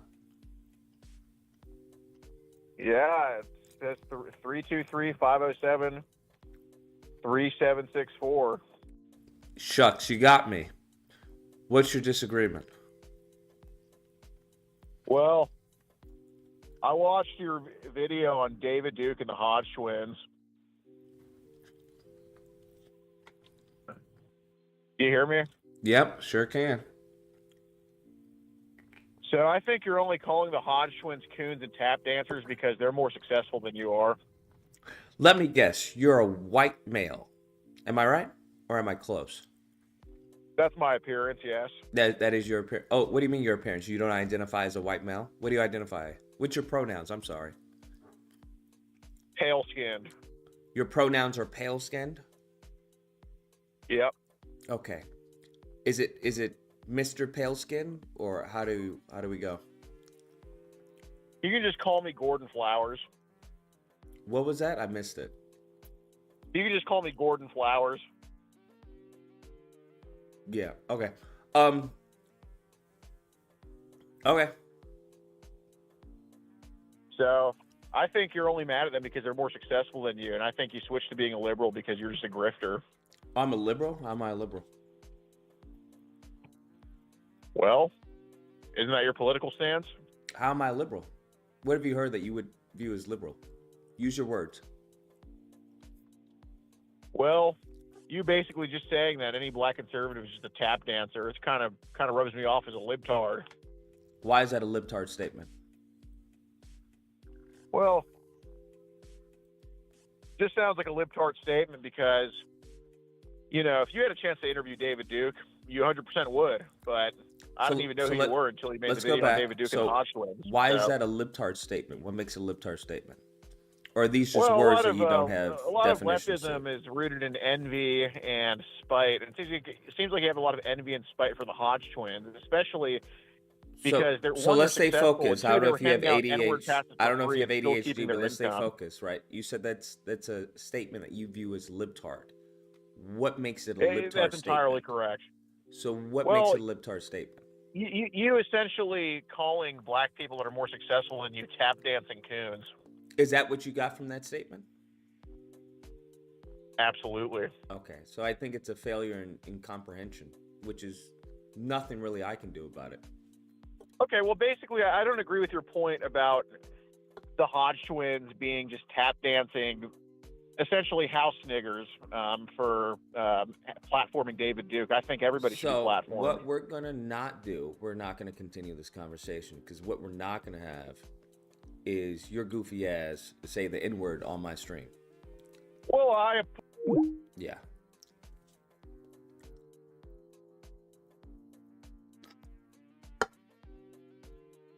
There we have it.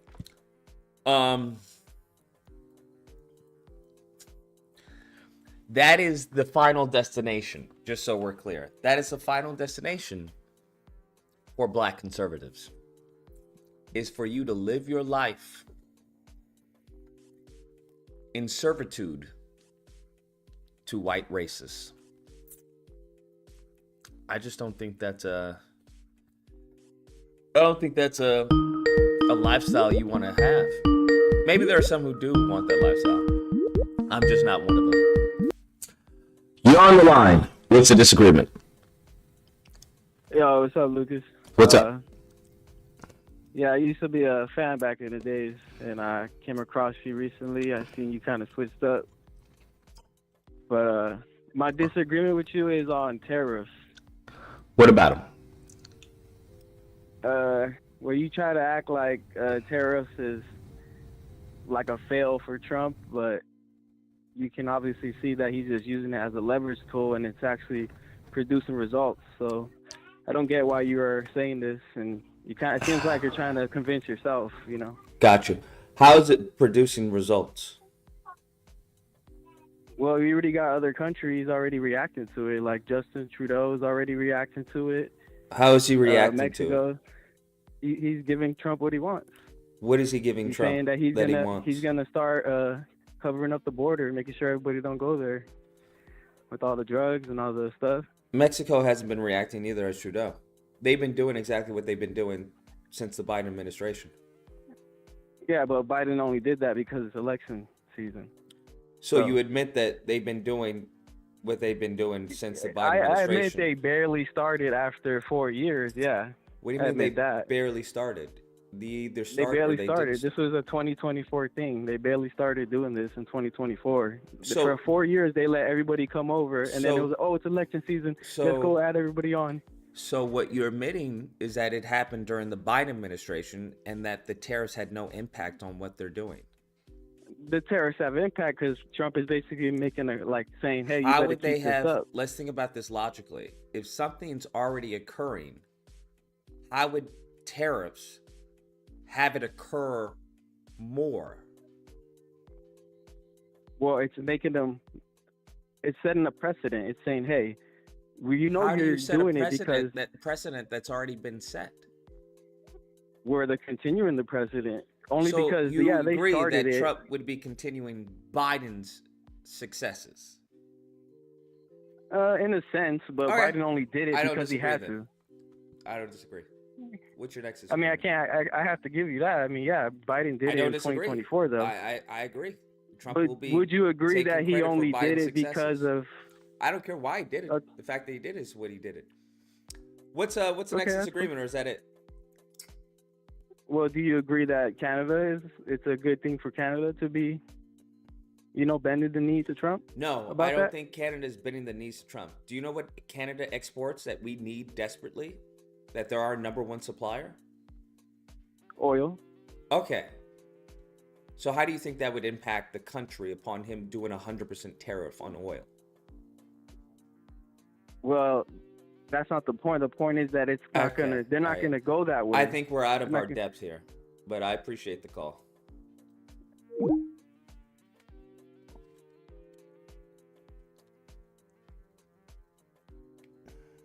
I'm in hell, bro. I'm in hell. We're living in hell. 516. What's the disagreement? Hey man, hello. Hello. Hey man, how's it going, man? I just heard them, man. Those past two callers, man. I cannot believe the audacity of them white people to just be saying the N-word, this and that, like that, man. What came over these people since November 5th?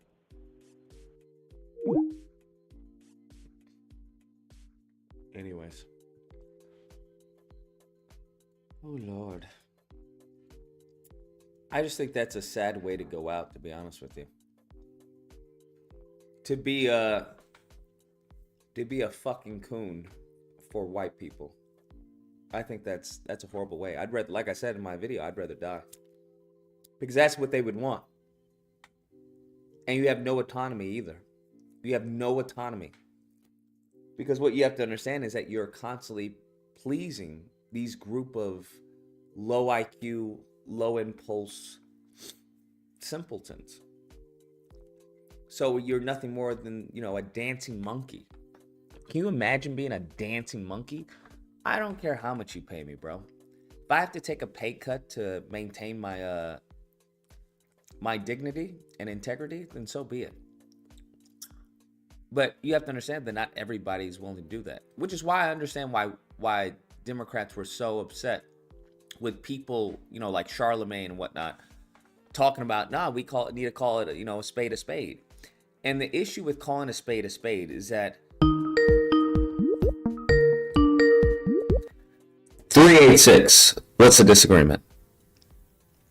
Hey Lucas, I have a disagreement when it came to the Brexit, the whole global currency and so on. You know what I mean? The global currency? What? No, they want to replace the U.S. dollar. Oh yeah. They want to replace the U.S. dollar with the unit. Yeah. The problem with this is I think that it suggested that they would couple it on gold. the gold standard. I mean, that's what they said. Yeah, that's what they said. But how likely do you think that will happen? I don't know how likely it is. I think it's basically zero, because what it means is a gold reserve basically means that you can only have that much amount of money on dollars as you have in basically gold reserves. I don't disagree. I guess it depends on their gold reserve. I can tell you how much they have. I mean, Russia has around 2,336 tons of gold, and China 2,264 tons of gold. And the United States has over 8,000. So already, the United States has a much larger gold reserve. So it's very unlikely that they would do that.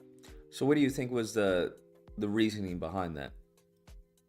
The reasoning behind it is when, they kicked off Russia off SWIFT and basically put sanction on it because, the US dollar is the global most powerful currency. They want to basically, temper tantrum, to basically, flex their muscles and so on. They're saying we're going to go after the dollar, but that's not going to happen because first of all, the countries that are in BRICS are like. But if we know that, then why would we threaten tariffs? Because Trump doesn't really know anything. Like, if we're totally honest, he's a fumbling idiot. Just that makes me feel way more comfort. I agree. I mean, I'm from Europe, and I'm really worried about you in the United States because you have like a president that's he doesn't really know how tariffs actually work. He still thinks like China is paying for them, but it's actually the companies that like import stuff, and they will push it onto the consumers. Yeah. You know what I mean? Yeah, I don't. Well, I appreciate if you ask the average Trump voter. Yeah, I appreciate you. All right, man. I appreciate it. I agree, because there obviously is a limit to how much you have, which limits as far as how much you can trade. 1 second.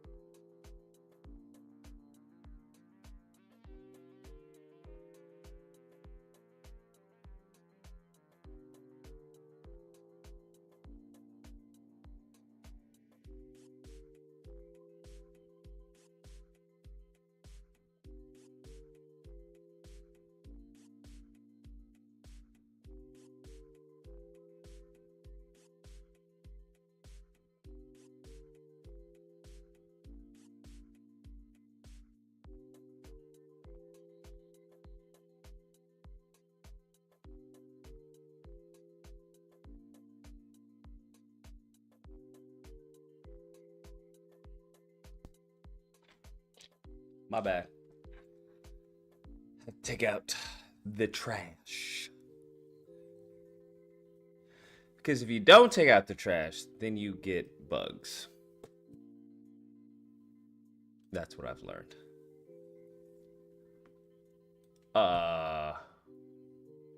What did I miss? Did I miss anything?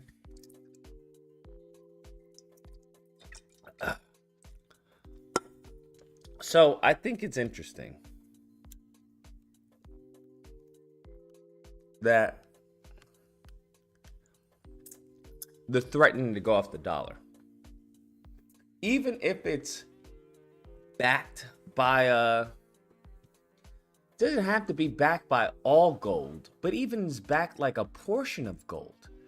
Like, what are we talking about? If there's a portion of gold that's still superior to the dollar, right? Cause say, you know how they'll say you're covered up until 250K, right? What happened if they were to do that with gold? Hey, you're covered up until this point. Or maybe certain accounts are covered by gold or whatnot.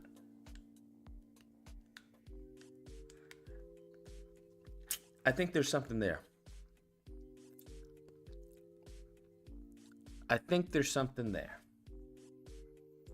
But I just don't think that Trump saying, hey, we'll tariff you into oblivion, that really doesn't give a sign of strength.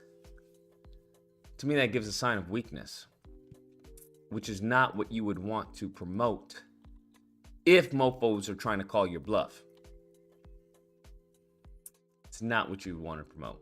Bro, if this guy gets caught off of him trying to flirt with a girl, he deserves it. If this guy gets caught trying to flirt with a girl, have you all seen that? In Midtown Manhattan early this morning. If this dude gets caught trying to riz a girl, that'll be insane. That'll be insane. The manosphere will be revitalized. Can you imagine being so meticulous, so careful, and then they catch you smiling at some dumb chick, and that's how they identify you? Not like this, bro. not like this. That would be insane.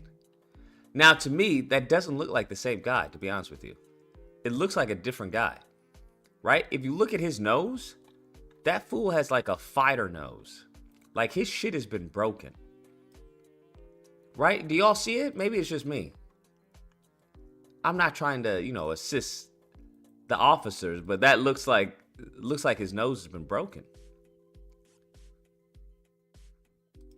But I mean, you can't deny the drip, bro. Can't deny the drip. It all matches up. The drip. It all matches up. For him to get caught, that would be insane, though. That would be insane for him to get caught because he's cheesing at a girl. They got him without that. That would be fucking insane. Jake Gyllenhaal? Yeah. I think one of the best things he has for him that he looks like the default white guy in a video game. I generally believe that's the best thing he has going for him right now. Is that how do you ID this guy? It's like, yeah, I've seen him. He works at the coffee shop. Oh, no, he doesn't work at the coffee shop. He works at I saw him at Trader Joe's. Yeah, he's the cashier. Bruh, fucking hilarious. Fucking hilarious. That's the one thing he has going for him. I will give him that. Like, how the fuck do you identify him? 277. What's the disagreement? This is John Wick type of shit, Lucas. This is way above our pay grade, bro. Oh, you think so? Shit. This is some John Wick. Oh yeah. Man, you know why I'm saying this? Because in my country, bro, big business people get killed like this or very frequently, and it's always mysterious. It's always mysterious. They never truly find out who's the actual gunman. And they pin it on some low-level person, and they say, oh, these are the people. But then the more investigations are done, then the detectives who are investigating let's say the person who's the gunman end up getting dismissed, or they end up getting killed themselves. So yeah, this is some John Wick shit, bro. This is corporate espionage, my man. This is not has nothing. Oh, you to think do this with- is corporate? This man is starting. You think this is corporate espionage? That's pretty Yeah, fucking bro. insane. I'm with What? No, corporate dudes. Lucas, okay. You By used to who? work What corporate, right? company would benefit from this? My guy. Did it? Wait, Do they have an let me answer you this IPO? way. I don't think it tanked any stock. So what are we talking about? No. It's always deeper than that. How long have you worked corporate, Lucas? Because I can tell you a thing or two from my perspective, right? Look, corporate, it's not always the competition that kills you. It's always your underling who wants to take over your position also. Get the fuck out of here. Or some He board just member does- became CEO. I Lucas, think my guy. he's a new CEO. Exactly. That's the point. You can pin it on the new guy. So all the company nonsense that happened, you pin it on the new guy, you kill him off, you wipe your slate clean, you carry on as business as usual. This is not far-fetched, guys. Corporate espionage truly is a thing. I'm not joking. It really is a thing. What do you mean you kill him and you they wipe your hire- slate clean? Because I understand okay, that so they were for under example, right, investigation. But that's not going to stop the investigation. I understand, but if the executive officer is no longer there, who's quote unquote responsible for all of it, is dead, what more can you do for the for You go to the next in charge. What do you mean? You pick down all the executives.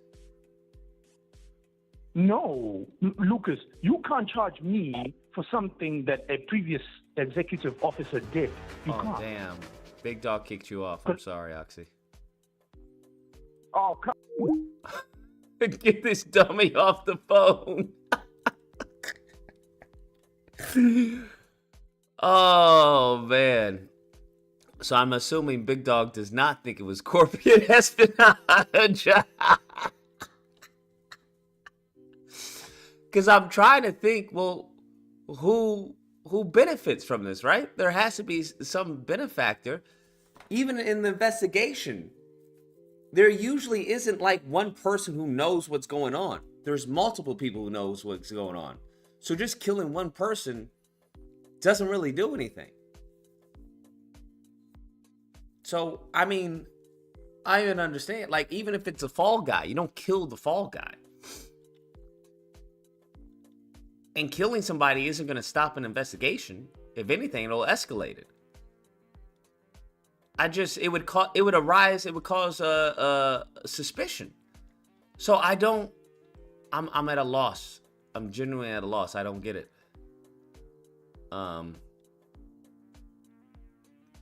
It would have been interesting to hear what he was gonna say. I would have loved to hear his logic behind it if there was one. I'm just maybe now they can plant stuff on him and he ain't around to defend himself. I hear you. Where he's the person that did the bad stuff, right? And they planted on him. It's like, well, he's dead now, so it is what it is. I get you. I hear you. I hear you. You're on the line. What's the disagreement? Okay, cool. No, I hear you. He has no damn logic. I hear you, right? Because if there is a scandal, like, well, it was him. He did it. He's the one that did it, and now he's dead. Now he's dead. So, I don't know what to tell you. We're sorry that he was embezzling funds this entire time. But we as a company are now going to put an end to it. I can see that. I can see that. But that would be almost too on the nose. Right? Right? You're on the line. What's the disagreement? Yo, Lucas. What's good? I disagree with you about black people regretting Trump winning. Go for it. So, I'm a black person, and I don't regret it, so... And I know many other black people who don't regret it. Okay. And your whole reasoning behind it is pretty pathetic. How is it pathetic? Because you're so fixated on the color of someone's skin, whoever Trump elects in his cabinet, why does that even matter? I really don't care what color someone is. I feel like you're trolling. Well, hey. Are you trolling? It seems like you're projecting. So I'm trolling you? Seems like it right now. So me asking you if you're trolling is me actually trolling you. Feels that way. Can you explain that logic? Yeah. So projection is when someone tries to project what they're doing onto others. So I didn't ask for a definition. You're trying to troll me. I asked for the logic behind me asking you. Because it really makes no sense. Just because I disagree with you don't mean I'm trolling you. So it doesn't make any sense? I mean, guess if you're kind of mad that someone disagrees with you, you kind of throw that out there. So you do understand that you're instead saying... Instead of having you have nothing to say about it, so... So you do understand that what you're saying is that by you saying that, it makes no sense. I don't know what you want me to tell you, man. Why do you care so much about what color someone's skin is? I don't think anyone cares about... No black person cares about that, really, man. That's a female issue. Like, only a female would think that way. Why would a female like care about someone's skin color? That's how you act. You act like a female. What? I hear you, but I'm asking you, why would a female care about someone's skin color? Because females are more emotional people. So I think you go off of emotions too much. So and what your does... emotions kind of control your... I get the manhood. I get the manosphere talking point, but what does, as far as caring about someone's skin color, how does that make them emotional?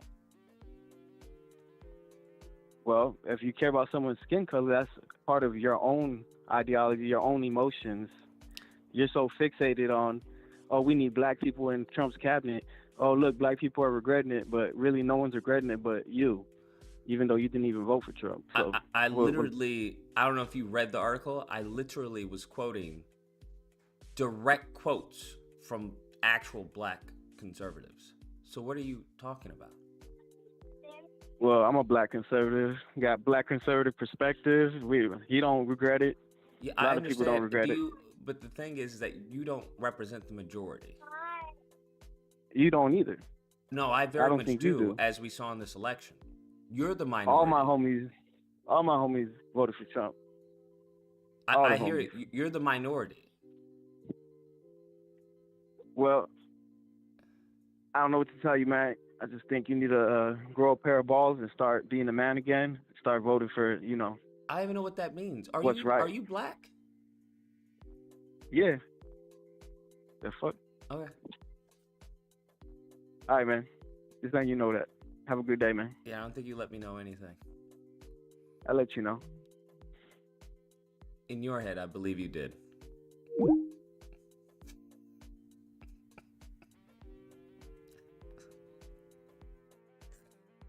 Bro, the lineage of evil is weaponizing our stupids. You're on the line. What's the disagreement? How you doing tonight, sir? Out of the frying pan into the fucking furnace. So I'm still alive, sir. I saw that Indiana Jones in a Great Circle has an 87 on Metacritic, and I just wanted to say...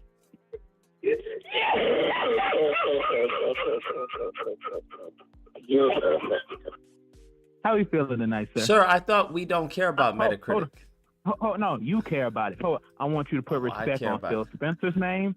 I want you to put respect on Sarah Bond's wait, name. are we I celebrating want you to in put respect 87? on Machine Game's name. I want you to put respect on my name. I remember last year Sir, you were are talking we about celebrating in 87? Machine Games is not gonna do nothing. No, put respect on their name. Sir, This are is we what I want you celebrating to in do. 87? Oh, damn, Big Oh Dog. yes, sir. That's a great score. You Big said Dog just Xbox paid is to trash. get No, cheated. it's 2 I'm for sorry.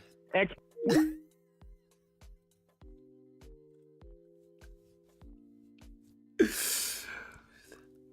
uh,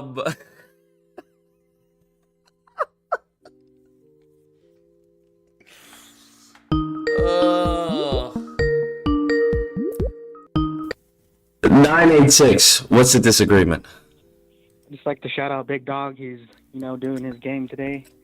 I appreciate it, Because Oxley gets annoying. He doesn't know what he's talking about. He's a know-it-all. He's stuck in the Stone Ages and all that. He's from South Africa, and he thinks he knows everything about America. So shout out Big Dog. Appreciate you, bro. Goodbye. This man did a drive-by fucking roast. That's crazy. That's insane. A drive-by roast is insane.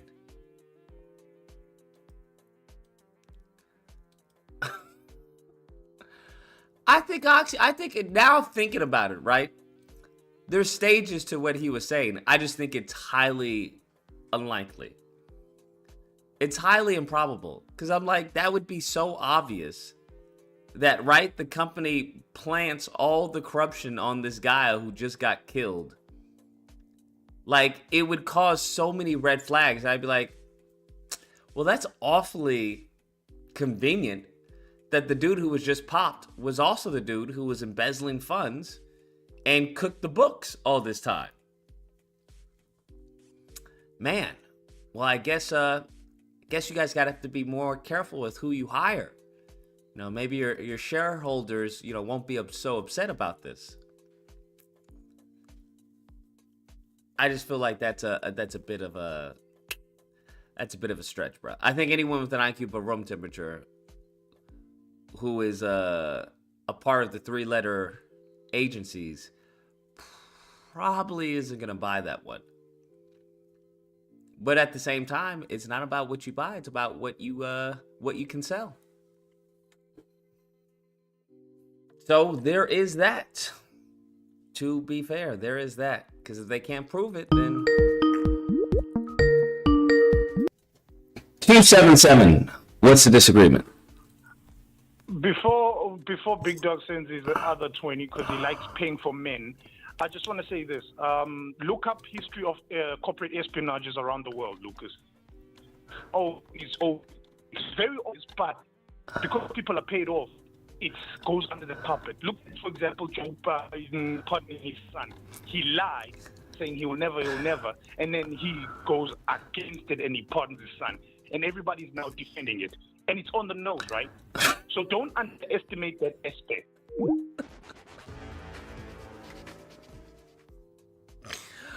Okay, all right. I think we've reached that point.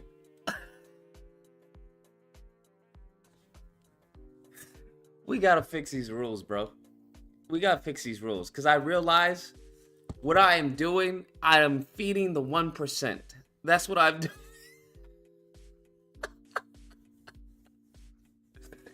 I constantly talk about how, hey, we don't have any rights. The only way you have rights is if you can afford them. Bro. You don't have a right to call it. The only way you have a right to call it is if you can afford not to get fucking booted.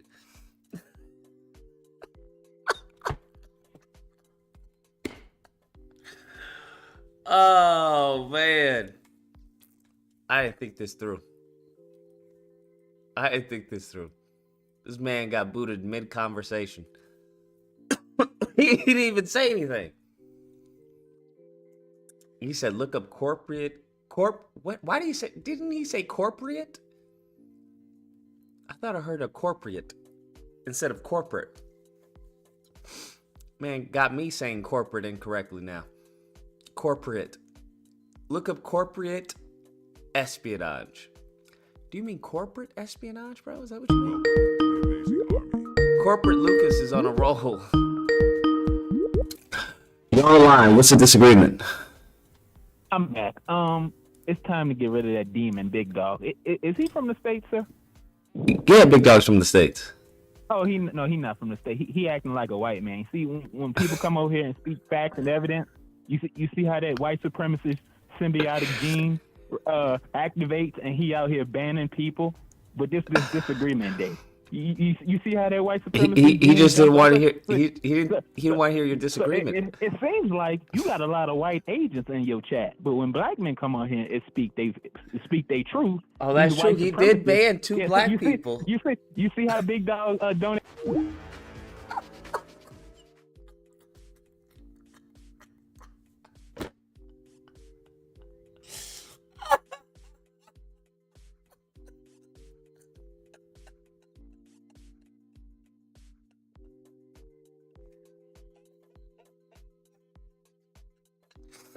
Yo, chill. Big Dog, chill, bro. Biatch, shut the fuck up. Yo.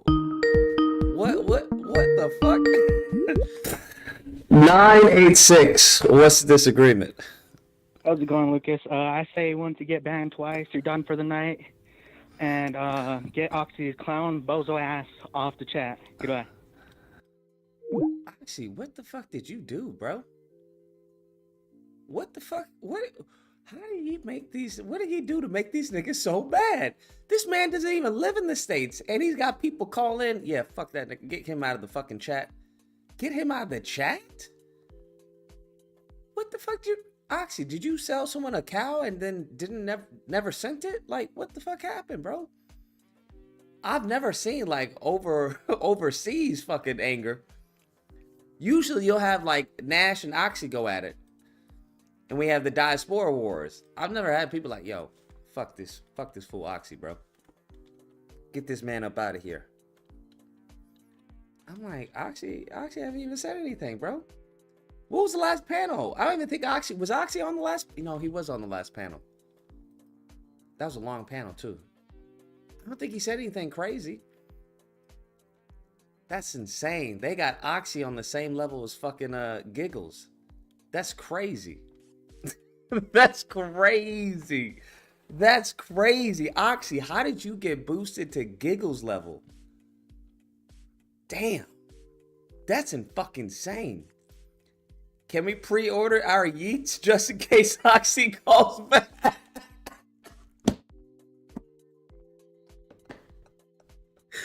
Yo, what? How the fuck do you pre-order a yeet? That's fucking insane. What do you mean pre-order a yeet? What? The lineage of evil is weaponizing our stupids. Yeah, bro, that's what it seems to doing. That's diabolical. Yeah, that's diabolical. God, dog, hold on. We gotta look into corporate espionage. What's going on? I guess he got dismissed, bro. Can they refile charges on Penny? That's insane, bro. That's really insane. Pre-ordering a yeet is nasty work, bro. Hi, I'm Phil Lipoff. We are following Nasty breaking work. news at this hour. The jury in the trial of Daniel Penny says they are unable to come to a verdict on. Penny won. It was deadlock, bro. I mean, I won't say he won, right? But technically that's a W. Unless they refiled the charges. They would have to retry him. One of the charges. Penny is charged with manslaughter and negligent homicide in the subway chokehold death of Jordan. I thought they dismissed him. I thought he was dismissed. He was one of the charges are still deadlocked? Manslaughter charge against Daniel Penny dismissed. Jury to continue deliberating. What? Wait, what? Deliberating lesser charge Monday. Get the fuck out of here. What do you mean? What's lesser than manslaughter? So they were deadlocked on the freaking manslaughter charge. Wait, hold on. I gotta read this. A judge granted a motion from Manhattan prosecutors to dismiss the more serious charge of second-degree manslaughter against Daniel Penny. On Friday, in his trial over the chokehold death, the ruling clears the way for the jury to consider a remaining lesser charge of criminally negligent homicide. It came after a Manhattan jury said they were deadlocked twice on the manslaughter charge. Bitch, who gives a fuck if you deadlocked twice? Go for a third time's the charm. Manslaughter charge, and Penny's defense attorneys renewed their motion for a mistrial. Over defense objections, Judge Maxwell Wiley agreed with prosecutors who argued that dismissing the first count of second-degree manslaughter eliminates the defense's concern about a compromised verdict. Penny, 26, a former Marine, now faces a single charge of criminally negligent homicide in Neely's death, which carries a maximum penalty of 4 years in prison, significantly less than the potential maximum sentence of 15 years tied to the more serious charge. The judge could also choose to sentence Penny to no prison time if he is convicted. What? Wow. That's possible? So the judge, I don't think the judge would do that, though. Right? I don't think a judge would do that. That would be insane. Penny could not have been convicted on both charges according to the judge's instructions to the jury. Wiley told the jury the second-degree manslaughter charge has been dismissed, functionally allowing them to now consider the remaining charge of criminally negligent homicide. What that means is you are now free to consider count 2. Whether that makes any difference or not, I have no idea. The judge told the jury after updating them. Whether or not that makes any difference, I have no idea. What the fuck do you mean, whether or not it makes any difference? Judge Wiley had instructed the jurors to keep deliberating after they were deadlocked on the charge earlier in the day. Penny's defense attorneys objected and moved for a mistrial over the deadlocked panel of 12 Manhattanese. After informing them of the manslaughter charge dismissal, Judge Wiley sent the jury home earlier than usual, telling the panel to think about something else over the weekend. The jury will return Monday morning to continue deliberations on the remaining charge. It's not time for a mistrial, Wiley told the attorneys outside the presence of the jury after the jury first reported being deadlocked. Shortly before a judge's ruling, lead prosecutor Daphne Yoren had indicated her office would drop the second-degree manslaughter charge if the jury could move on to consider the lesser charge of criminally negligent homicide. Defense attorney Thomas Kenneth objected to the motion, telling the judge he was unaware of any legal precedent for the prosecution's proposal and called it novel. Granting the proposal, Kenneth argued, would encourage prosecutors' offices to overcharge in the grand jury. Penny's defense attorney made clear they would appeal Willie's decision if the jury ultimately convicts Penny on the criminally negligent homicide charge. Willie acknowledged that there may not be an explicit precedent for his ruling, telling the attorneys, "I'll take a chance to grant the prosecution's application." Explaining his rationale, the judge said it is a unique case because typically in an indictment, including a lesser charge, there is a very clear difference between the counts. But in this case, he said there is not. We are obviously very pleased with the court's decision to withdraw the top count of this indictment, Kenneth said in a statement Friday evening. However, we have also always maintained that Danny acted reasonably in restraining Jordan Neely, and justice will not be served until he is acquitted of criminally negligent homicide as well. We are hopeful that will happen when the jury returns on Monday. Damn. Neely, a 30-year-old, that's crazy. That's crazy. Damn.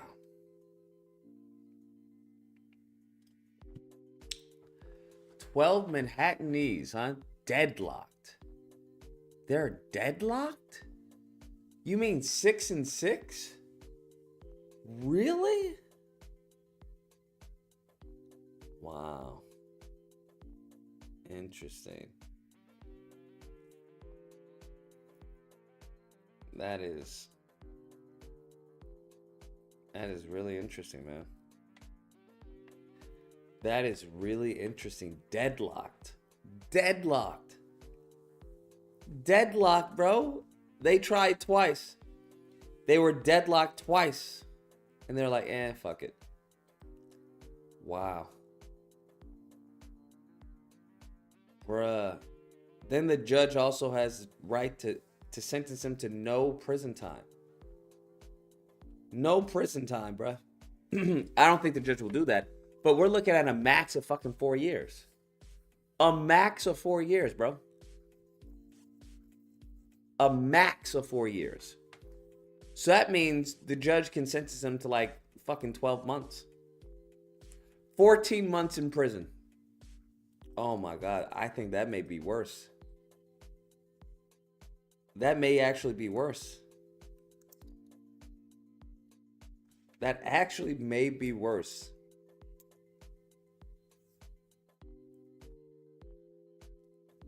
Oh shit. My wife was right. This is fucking wood. Damn, this is fucking legit. A wooden comb? Fuck. This is nice. Can't believe it got a fucking broke the wooden comb. How did it get broken? Damn, bro. Can you imagine? Can you imagine? He gets 6 months in prison or something like that? Or he gets no prison time? He gets no prison time, and the judge is like, yeah, you get probation for 24 months. 24-month probation. Ooh-wee. That's pretty insane, I'm not gonna lie. How many times can a jury be deadlocked before they dismiss the charge?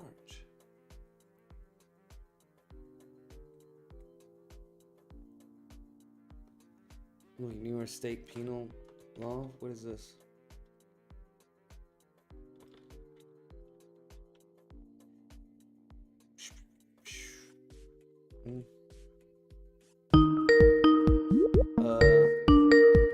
What is this? Let's read the penal. New York Consolidated Penal Law of criminally negligent homicide. A person is guilty of criminal negligence when the criminal negligence he causes the death of another person. Yeah, but this is, I mean, I see this more likely, to be honest with you, but still. Hey, what are you supposed to do when you got blood underneath your finger? Right? So I had 2 weights and they pinched my skin. And there's like a pool of blood underneath it.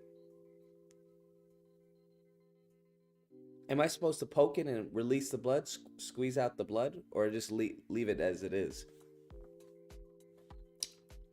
Nothing, let it grow out?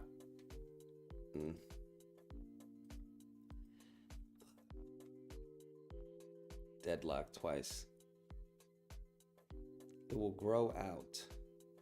What the fuck does that even mean, grow out? It's called a blood blister? Yeah, that's what that is, bro. That shit hurt. Like a mofo. It went. I was like.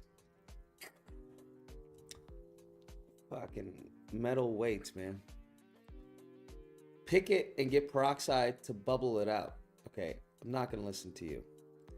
Because only fucking idiots say pick a fucking blister or a scab or some shit. No disrespect, Majestic. Nothing will absorb back into you. I don't know. Suck it out? What? What the? Okay, never mind. I see all the intelligent comments were the beginning half. Now we getting just stupid shit. Okay, elements. The defendant's negligence must be the direct cause of death. And the defendant must have failed to perceive a substantial risk that their actions would result in death. Oh, man, that's going to be tough. Because they're going to argue that it wasn't a direct cause of death. That it was an indirect cause of his death. They'll probably go, he had fentanyl in his blood.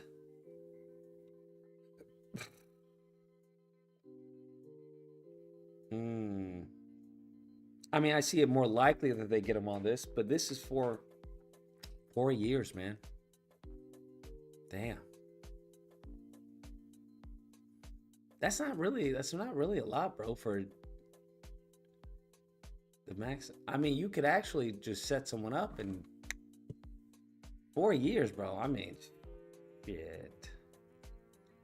To take out someone you don't like?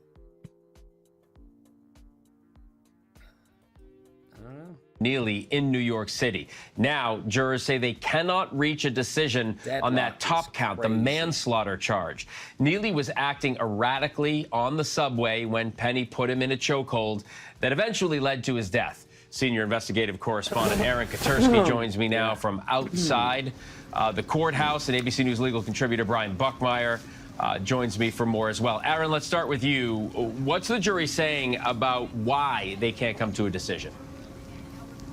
Well, they haven't said why, but they say they were unable to reach a verdict on count one, which is manslaughter in the death of Jordan Neely. And the judge has just decided that he is going to call the jury back in and tell them to keep deliberating, what's known as an Allen charge, charging the jury with continuing their deliberations. Prosecutors had made a pitch for this because the way the case was charged by the judge initially, Phil, the jury could not move on to consider the lesser charge of negligent homicide until they had a resolution on manslaughter.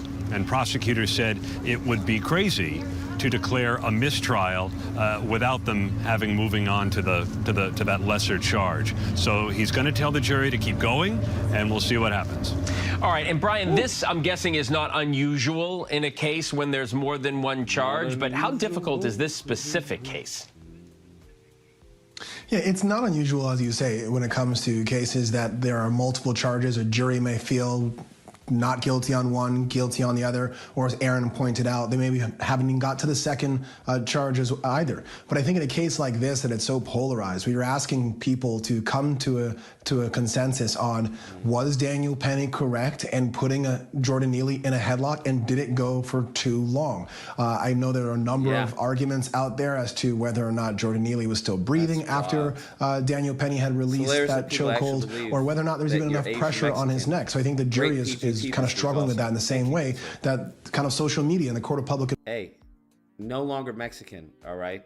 This new administration, I am white, Asian, Jewish.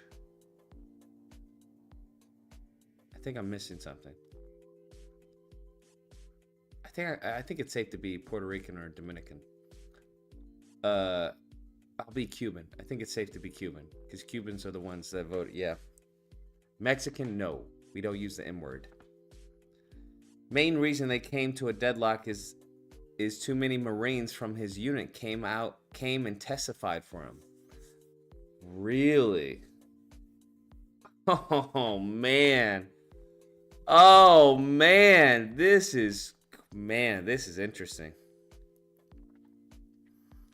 This is fucking interesting.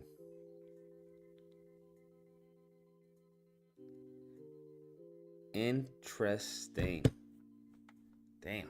Opinion is as well. So, Aaron, what happens now? What happens? So I'm just getting notes from a little spy in the courtroom. The Allen charge is over. The judge has delivered the charge to the jury, telling them to keep deliberating and try to reach a consensus. And the jury has just gone out to resume deliberations. They've been at it, Phil, for about 20 hours now. And they've asked for video. They've asked to hear some of the testimony. They've asked repeatedly for the judge's instructions on the law. So they really do seem to be getting into, the weeds of the case and wrestling with what is a rather complicated question. Was Daniel Penny reckless? And was he justified? And they wanted to know the definition of justification. When can you use force, even deadly force? And when does it cross the line? And that's what they're going to continue to wrestle with now on this Friday afternoon. And Brian, just a final question to you. Now that Aaron has said, we have a producer in the courtroom sending us out messages, and that is the Allen charge is there. They're going to go back and attempt this, but Aaron points out 20 hours already. They can't come to an agreement on that first charge. They're going to go back and look at criminally negligent homicide. The jury, 7 women, 5 men, 4 people of color. I was sitting next to yesterday. 7 men, 5 women, 4 people of color. Really? Yesterday in court, a retired judge who said, in his estimation, this jury is taking this very seriously. How much longer, in your estimation, in your experience, do you see a jury going after they can't agree on one charge? So I think the colloquial term, or just kind of like the idea amongst defense attorneys and prosecutors, is Fridays, especially Friday afternoons, are a perfect time for a verdict. And after an Allen charge has been read, if the jury comes back one more time and says, we are deadlocked, we can't come to consensus, any language of that nature, I would expect the defense attorney to be jumping up and down, probably feeling like they're in a really good place, and say, Judge, we'll take it. Let's go. Because if Daniel Penny is found not guilty, or there's a hung jury on the top charge, and maybe there's a guilty on the criminal negligent homicide, you're talking about the possibility of no jail time, maybe probation or something. And I think that's enough to send a plea out to the judge on behalf of Daniel Penny that jail time's not appropriate here because of how long and how hard the jury has gone after this case and trying to decide it. Yep, well, we're into day 4 of deliberation. We will continue to watch.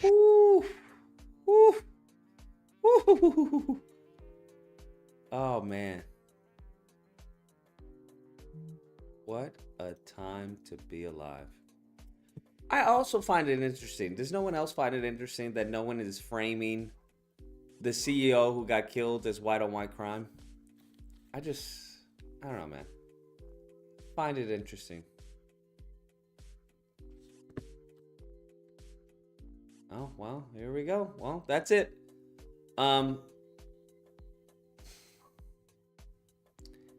When it comes to this, I don't think he's gonna get any jail time, to be honest with you. I don't think he's gonna get any jail time. I think he'll probably get probation or something, if convicted at all. That's what I think will happen. He won't get any jail time. Probation, if that. I don't think you'll see a day in jail. A day behind bars won't happen. I don't believe it. Because they were deadlocked, so.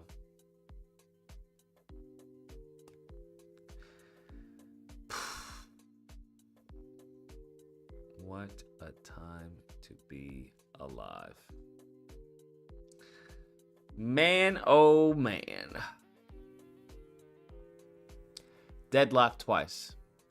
I don't see jail time too much. What's going on in the subways? People in why they are tired of it. Yeah, just because you're tired of it doesn't mean you have the right to kill somebody, though.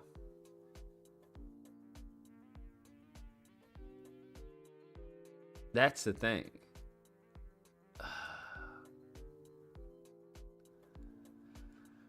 Oof. 346. What's the disagreement? Well, it's really more of a informative action. Wasn't there black people also holding that dude down that was dancing in the subway? No, not that I saw. I believe there was an Indian dude. Okay, that might have what I might have been remember, because I know it was a dark-skinned dude, because it was 3 people. It was that white guy, and I could have swore it was 2 black, but it might have been somebody, I don't know. You know, everybody has our skin tone, but don't want to have none of our problems.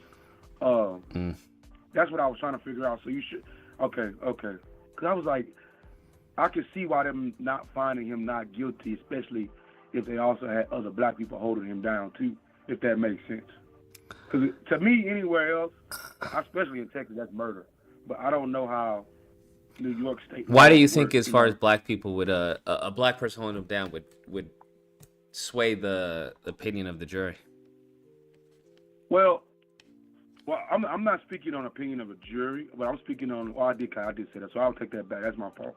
I meant from the eye of public consumption, because from what I remember in that video, there was 3 guys. One guy was choking him out, and the other 2 guys was holding him down until law enforcement came. And they said that he was threatening people, that he was going to do harm to them. And he didn't. I don't know if he had. I don't think he had a gun or no knife or something. I just think he was just screaming out loud. Yes. They got tired of his hostile behavior. Well, in Texas, that's murder in the first degree. Even in the case of people think that it's stand your ground, it won't be, because there was no aggression that was met. So I don't know how New York laws pertain to that situation when it comes to murder, but I do know that the next tier will be considered manslaughter, and the tier under that will be considered negligent homicide. I think that's what they're trying to charge him with, is negligent homicide, and I think that's like 2 to 10. So the maximum he'll be able to get is maybe like. It's actually 5 to 4 10 years. 4 years. Okay, 4 so years yeah, max. It's something like that. I don't know New York state laws like that. But how's it that's what I was trying to figure out. in Like, Texas? Huh? How's it in Texas? In Texas, negligent homicide is a first degree felony. It'd be 2 to 10. 2 to 10. Really? Yeah, it's non-aggravated though. So how our laws work is, if it's non-ag, you see parole 10% of your time. So let's say he has a 10-year sentence, he would see parole 10 months after he got his sentence. So he might see parole in the county, depending on how long he did or whatnot. That all that depends on that. But negligent homicide is a first degree felony. So if he can get 4 years, I'm pretty sure they can't just let him walk away unscathed. I think he'll get at least 2 to 3 years. They won't give him the max, and they won't give him the leniency. You think he's going to get 2 to 3 years? Yeah, because the case is considered high profile. So that's the only reason why I say he's going to get something. If his case wasn't high profile. What do you think if it's just probation? I'm not saying that they would. I'm not. Okay, let me correct myself. I don't want to say nothing dumb on your channel. They talking people off. They getting it. Well, I don't personally think, from my criminal experience and me going through the legal system, and his case being high profile, that he'll get probation. The chances of him getting probation is a high number. I will put it roughly around 20%, right? But because the jury dismissed the manslaughter, typically, and most people would agree with me who've been in this situation, they're going to get you for the second one. Typically, 9 times out of 10, they're going to get you for the second one. And so since I know that more than likely to be the case in the legal system, they're not going to give you the minimum, because the minimum is to the judge's discretion, right? Once they find him guilty, right, it's up to the judge and the DA to come up with the proper punishment past that. That makes sense. And I just don't see them giving him probation. I just don't. Not at all. None whatsoever. I just don't see that. But what's your reasoning behind it? Are you talking about because I don't think they're going to give him probation, or are you talking about something different? I want to make sure you understand. No, because it's just what I've seen. It's just what I've seen. Like I say, when I was younger, 17, you know what I'm saying, I've seen situations like this, kind of something similar. So I'll give you a true situation that happened, and I know the person personally. The dude that I knew, his brother-in-law broke into his house while his wife and kids were asleep. Not knowing that this was his brother-in-law, he shot him 10 times, right? So when they arrested him and locked him up, right, they charged him with murder in the first degree. Now, people was asking, well, how could you charge someone with murder and this man broke into my house? I didn't know this was my brother-in-law.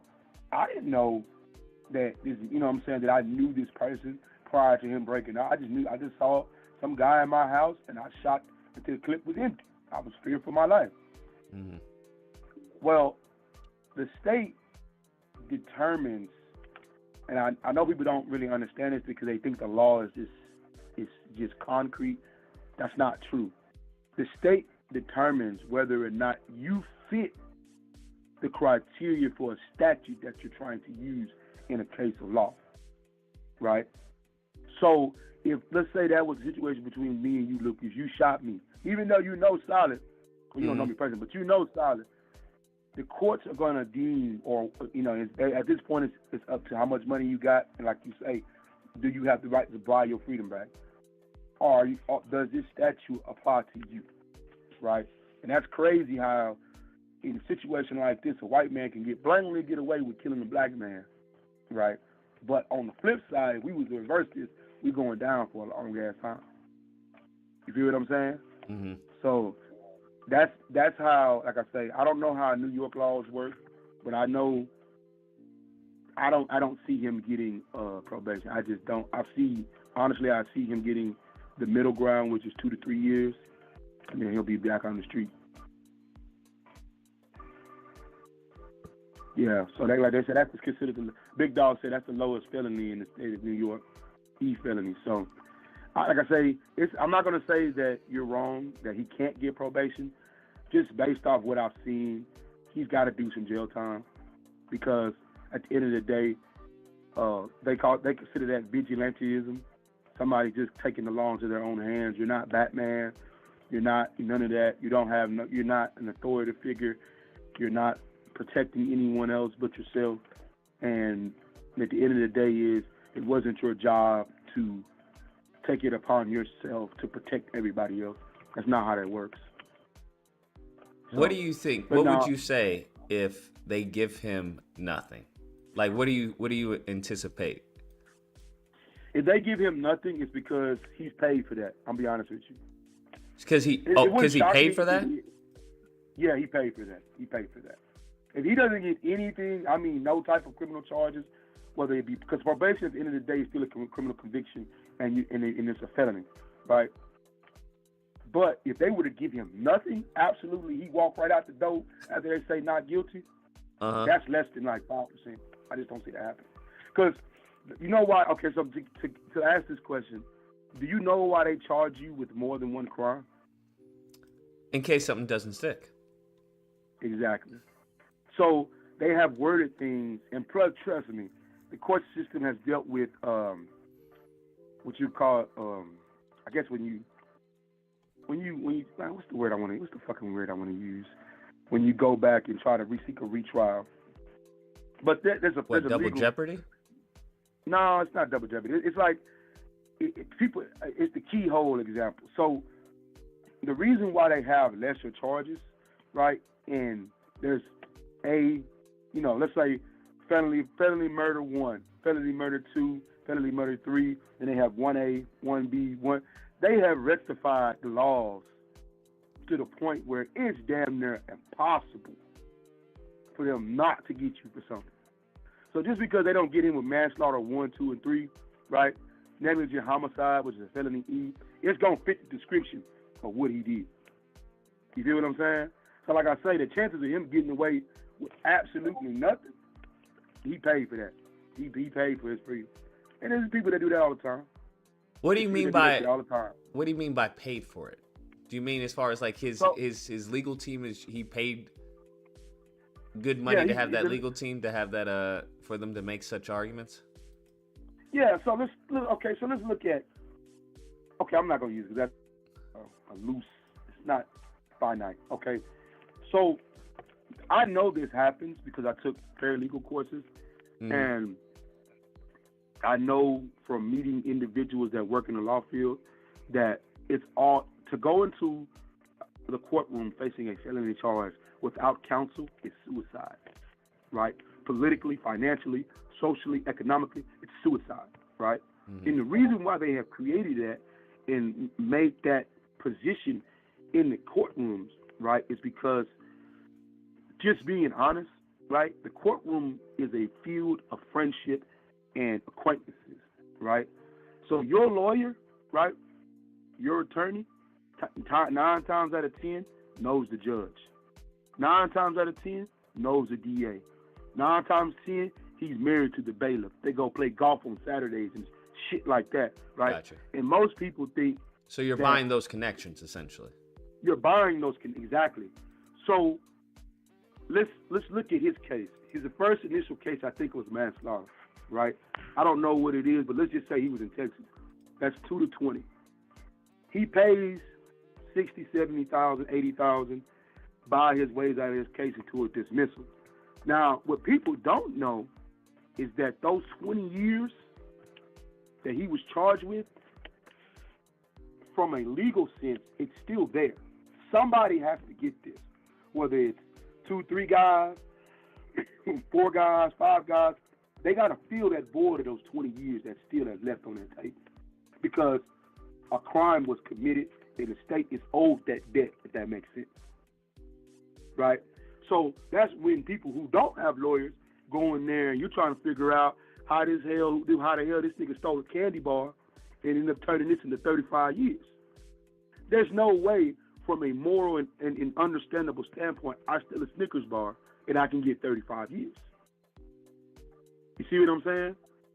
So now he gonna eat some of that 20 if he don't eat the whole thing. That's why I tell people the worst thing you can do is go into a courtroom without legal representation.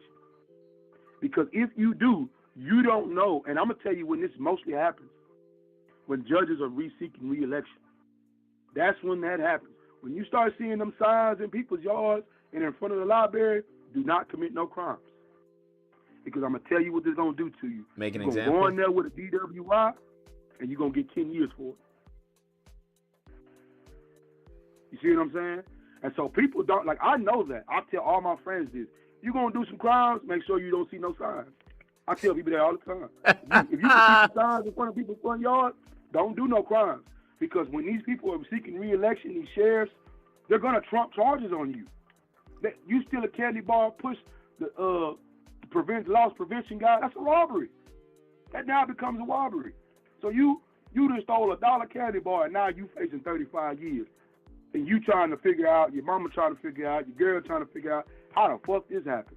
You catch a burglar habitation, and now they trying to give you 10 years for a fucking for breaking in something. I'm not saying that I'm devaluing the important, but you getting 10 to 15 years for a fucking burglary charge. Yeah. And then you see somebody who got a little bit of money, like that kid who killed 2 people and got 8 years deferred beautification. Then that same courtroom, you had a motherfucker get 65 years for a first-time offender at 18 years old. Right back to back after that. They even showed that. Like, if I might email it to you so you can see what I'm talking about. Yeah, send me that. I'll That's email crazy. it to you. I'll send it to you. Nigga killed 2 people, got 8 years deferred. Black boy went in there. He was 17. They gave that nigga 65 years. Same exact courtroom, same exact judge. Why? That time still exists. That vehicular manslaughter for each of those bodies, that's 20 years. You got to get that to somebody. Somebody got to get that. It ain't gonna be him because he didn't pay 100 bands for this lawyer. But you black boy right here who can't afford a bond, we gonna hide you because we know we can get away with it. So you're saying they view that as debt owed to the court? Yeah, that's debt owed to the state. That's a debt. Look at, I don't know people that actually, but if you read about it, you'll see, oh damn, that nigga Solid telling you some real shit. That's a debt still owed to the state. When you commit a crime, right, you do not commit a crime against a person. Well, you can, technically, but it will not be the Amazing Lucas versus Solid Gold. No, it will be Solid Gold versus the state of Texas, or versus the state of California, or versus the state of Vermont, or versus the New York, state of New York. That debt has to be paid. And that's why I so who people, they target is those that don't have the means to defend themselves. Yeah, man. You trying to figure out why this crackhead gave me 35 years? I ain't never been in trouble before. Yeah, it's a robbery, but the wrong of my robbery won't carry 35 years. Why am I getting 35 years for a robbery? The wrong of my robbery would not be carrying 35 years. Well, let me go, because because like I say, if you don't believe it, there's a bunch of cases right now in your local city, town, or state where you'll wonder and you'll look at the confines of a person's case and ask how does a pedophile? Hold on, I think Big get Dog 5 years? wanted to talk to you. All right, go ahead, my fault. That's what I was looking at, because I thought he wanted to talk to you. Go ahead, Big Dog. If you call in. Oh yeah, you know what? I'm not to interrupt, Big Dog. That movie right there explains exactly what I'm talking about. Rebel Ridge. Oh, I saw Rebel Ridge. When I don't know if you Great movie. saw it. Yeah, Big Dog on. Yeah, but yeah, I saw the movie. Movie's awesome. Yo, what's up? Yeah. What's up, Big Dog? What's up? What you trying to understand on the New York law? Because I know you don't understand it. No, go ahead. No, I'm listening. I don't know y'all law. I know Texas. I want you to ask a question about it because I know you're not understanding the New York law. Well, no, I kind of understand the legal how I was explaining to Lucas about how even if they let him get away with this, somebody else is going to get it. That's what I was explaining to Lucas, right? I don't know how much time he'll face. Like in Texas, negligent homicide is 2 to 10 first degree felony, right? Well, that's but in New York, state, it might be but in 5 New York, years. it's a maximum of 4 years. They could give him a month. They could give him time served. Okay. So yeah, okay. So the question that Lucas is asking me is, do you think he'll get something like that, or do you think he'll get a couple years? In my opinion, Two-time locked jury. I think Two-time locked jury, no. Two-time locked jury, no. Okay. No. That make, I mean, if it's been the 2 times, yeah, that it was makes the DA's office that actually requested for criminal neglect, and it wasn't on the original charge. Oh, okay. Well, that's your answer. So the judge granted that. The Yeah. judge granted that, but the problem is too many Marines came into that courtroom to explain that headlock maneuver that everybody's trained in the Marine Corps and the Army. Okay. So this Yeah, is why well, one like of the I said- reasons why they went deadlocked. Oh, so basically it's the blue line effect. That's what you're telling me. And it's something, so not in the full sense, but in 85% of the term, that's that blue line effect where people back the blue shit.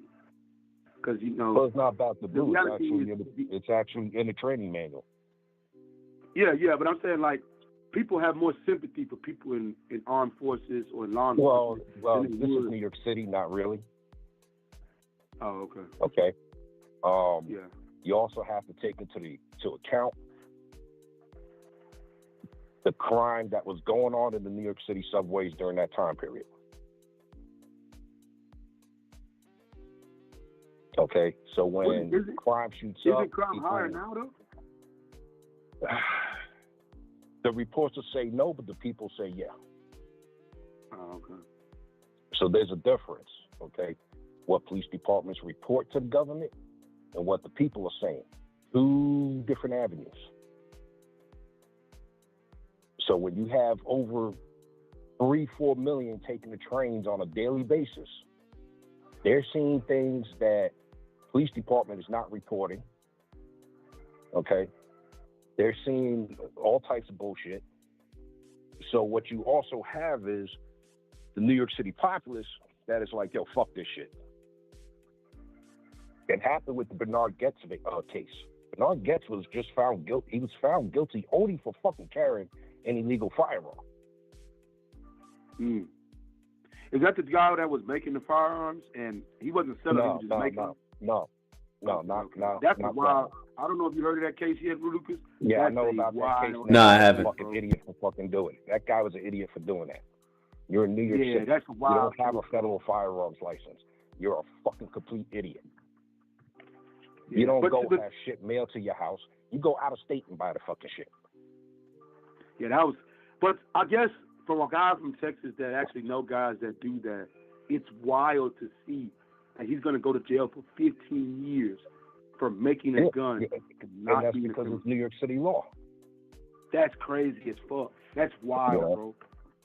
I don't know, like, Lucas, if you check that. I Wait, don't know, 15 if the years case- I for don't know, making a gun? Is that what I heard? It's making ghost dude guns. is going to jail for 15 He was making years. ghost guns. Does he ghost have a criminal record? Has he ever been arrested or anything? There's no criminal been record, arrested. but New York State has an issue with ghost guns. Ghost guns don't have serial numbers. Wait. Hold on. You're telling me this person That's how wild it is. has 'Cause it- never I mean, had I a guess it sounds he has wild. no priors and he's getting 15. Yes. That's crazy. I read about There's that. no I said, leniency, in like Texas, they can nothing. even knock on your door. Not with that woman judge, no. Oh wow. It's crazy. And then the way New York has been going with his gun crimes going up, you know. But this don't guy they was understand actually that there's a making difference guns between with prosecution and persecution? Like, if the person's not a criminal, he has no criminal record, like, why give him such a stiff sentence? female judge That's what I and New just York told State you, laws on ghost. Listen, female judge and New York State ghost gun laws. Would the judge have That's any the type of wiggle room? Or is that like a... No. Not for ghost guns, not in the state of New York, no. They're cracking down heavily on ghost guns. He's not skirting serial numbers. What he was doing was he was making attachments for guns. So now I want people to understand the truth of it. Now I don't know the full, because I don't have the legal documents, but what I read was he was making attachments for guns in the state of New York. It wasn't just attachments. He was actually 3D printing and making other stuff and ordering fucking parts that had no serial numbers on it and making whatever he was making with it, which under New York State law, since it doesn't have a serial number on it, becomes a ghost gun. Yeah, they were talking about it. His fuck up was he was ordering shit through the fucking mail. Okay? Post office got involved. NYPD gets involved. They went after him. And knowing the area that he lived in, which is heavily gang populated, of course they're going to be going to you. Yeah. Well, if he did that, he's stupid. How old was he, though? He's in his 40s. 40s? Yeah, 40s. And he's getting 15 years off of that. Yeah, he's getting New York State law right now. You have an illegal. This is how New York State law is. Okay, you have an illegal firearm. That means you got the gun off the street or whoever. You don't have a fucking permit for it, right? It is supposed to be a minimum 5 years, and for every bullet you have in that magazine or revolver is a year. Mm-hmm. Get the fuck out of here. So if you have 18 rounds in there, you're looking at 18. Oh, man. They ain't playing no game. New York I wouldn't even live that in like that. Now, I wouldn't even, unless I'm a like I said, his stupid mistake was ordering shit through the mail because, yes, the post office does fucking x-ray every fucking package, okay? Instead of going to, like, Cabela's in fucking goddamn Pennsylvania and fucking buying the parts himself. That's where he fucked up at. But then also, the area he lived in. Gang, was heavy with gangs. So they're on they're going to look at, you alert. making ghost guns. Oh, you're going to be selling to these motherfuckers over here. We got, they ain't playing games no more. What was his explanation, though, for doing it? It was his hobby. Yeah, it was his hobby. Did he have multiple? Okay, so was this his first? So was this his first ghost gun, or he's done it before?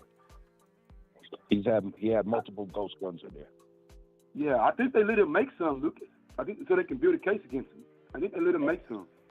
Nah, once they ain't build a case like that, they ain't watch him or anything. Once they started, the investigation started. It took like a couple of months, and they ragged him. Yeah, okay. Yeah, because when I read about it, I said, because the dude I watch, he's a Texas guy, right? He said if he was in Texas, they wouldn't even ask any questions. They wouldn't have. They'd have, matter of fact, they'd have handed to him, asked him how he was doing, how the kids doing, everything like that, bro. That's how wild it is and the disparity. See, if he was outside of New York City, he could have got away with it. You're inside New York City. Mm-hmm. New York City's more stricter than the state on gun laws. That's another reason where he fucked up at. You don't do shit inside New York City and don't think nobody's gonna fucking rat on you. Somebody ratted on you. Oh, you think that's what happened? That's part of it. Yeah. You gotta understand. Somebody ratted on you. You're getting shit through the fucking mail, right? NYPD notifies the postal inspectors. They start looking at shit. Okay, we're gonna send it to him. NYPD, do your job. 10 to 1, somebody fucking snitched on him. That means he sold something to somebody. So he was lied. Probably. More or Well, less. they don't know. They don't know. Oh, they know. They know. Oh, They know. Well, They know. yeah. Do you Okay, wait? this is- So this do you is- think that this if is they know NYPD. that if this in fact was his hobby, right? Say they have information Yeah. like there's no selling going on, nobody. Do you think they would Let just me- let turn me- a blind Let eye? me put it to you like this, right? No, they won't turn a blind eye in New York. Nope. Okay, but let me tell you this. NYPD's investigative units are pretty much above FBI's investigations. FBI has even said, yo, they're better than us.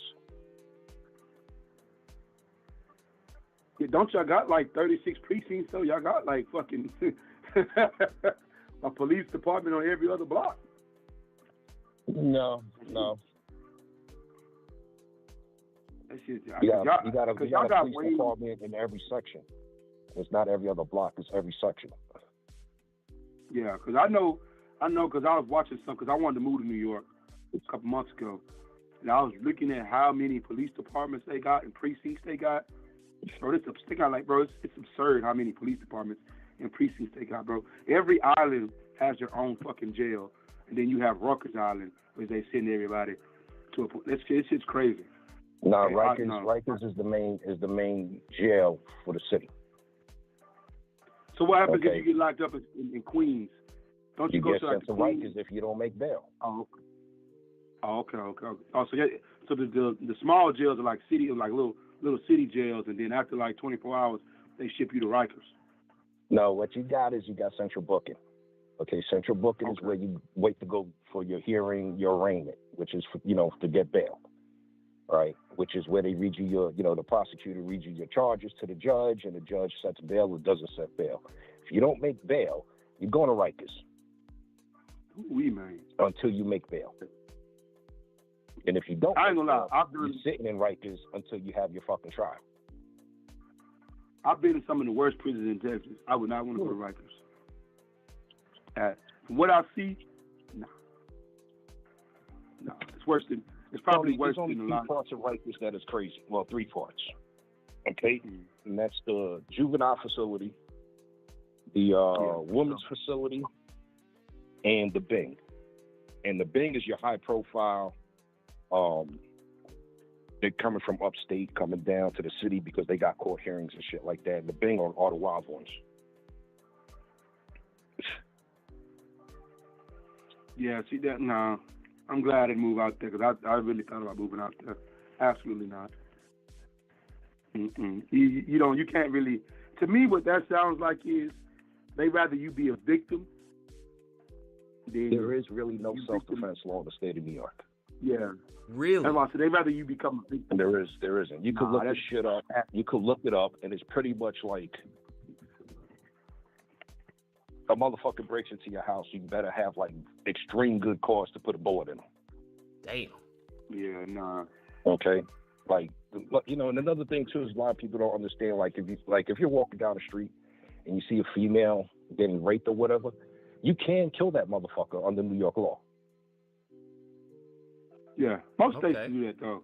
If you see a woman or child breaking into your house, the old saying of, "Oh, this motherfucker's trying to break in my house. Let me shoot him or let me kill the motherfucker, then drag him in." Nah, that don't happen. You're gonna get charged with murder on that one. So it's damn near impossible to. How do they come to that conclusion though? There's no castle. There's no castle law in New York. Oh, so your dwelling is not considered your home. It's not. And understand that New York was pretty much the first state to implement gun laws, dating back to the 1800s. Yeah, I was just a lot of those laws sound like prohibition laws that were created in the prohibition era, and probably Civil War era, because crime was so rampant that you had to have a deterrent. Like having a gun or a Thompson gun was automatic 10, 15 New York years. is weird. New York is weird because you could have a carry license for the state, right? Which means you don't live in New York City. You live in Long Island or you live above Westchester County. Okay, you can have your carry permit. You are not allowed to carry in New York City, which is wild because you got a state carry permit, but you can't carry in the fucking city. It's a crime to do that in the city. How does that hold up in the state law though? Because wouldn't New York City has a little bit of a separation from the state on that. Mm. You know what's crazy? And I might get crucified for saying this. People will take the dumbest shit to the Supreme Court. They will take G-Mafia marriages. They will take the right for sex offenders to use social media. But ain't nobody in New York had the galls or the go-ass to take this shit to the Supreme Court. How can I legally own a firearm in my state? They have already. And they won. That shit's crazy. And New York State changed the fucking law, right? And now New York State is going back to the Supreme Court again on this because, New York found loopholes. That's crazy, man. That's crazy. So they lost. New York has lost twice in the Supreme Court already on gun laws. Yeah, I know one Now they case gotta was go the back guy again. was, I think, yeah, because I remember reading this. The guy was from Pennsylvania. He went to New York with his firearm in his car. He didn't have it loaded or anything. He had a permit so there's two states that don't follow FOPA, which is Firearm Owners Protection Act, which means you could travel with your firearm. So if you're from Pennsylvania and say you're going to Maine to do some moose hunting or shit like that, because motherfuckers do that. If you stop in New York or New Jersey, right, to get gas, and a trooper or a cop sees that, you're getting locked the fuck up. It was like over 100 people, Governor Christie had a fucking pardon because of that. Because there's an actual federal law. New York already said, and it's in black and white, they will not follow that FOPA law. How is that legal though? That's what they go on the state rights. They call state rights. Yeah. Because I know for a fact, Lucas, that case is being represented into the state in the federal judicial courts in that area. I don't know what it's called, like District 18 or whatever, but it's being represented and it's going to go to the Supreme Court. And what the guy argued was, or what the federal circuit said was, states cannot create laws to prohibit gun possession, right? Mm-hmm. They say that you can create laws for gun activity. So basically, you can't discharge your firearm, but we can't stop you from carrying, if that makes sense. Yeah. You know what I'm saying? What they did was when New York got taken on, when New York State got taken to the Supreme Court on that law, right? It already went through federal courts in the state of New York. The federal courts upheld New York's laws. When they went to the state, when they went to SCOTUS,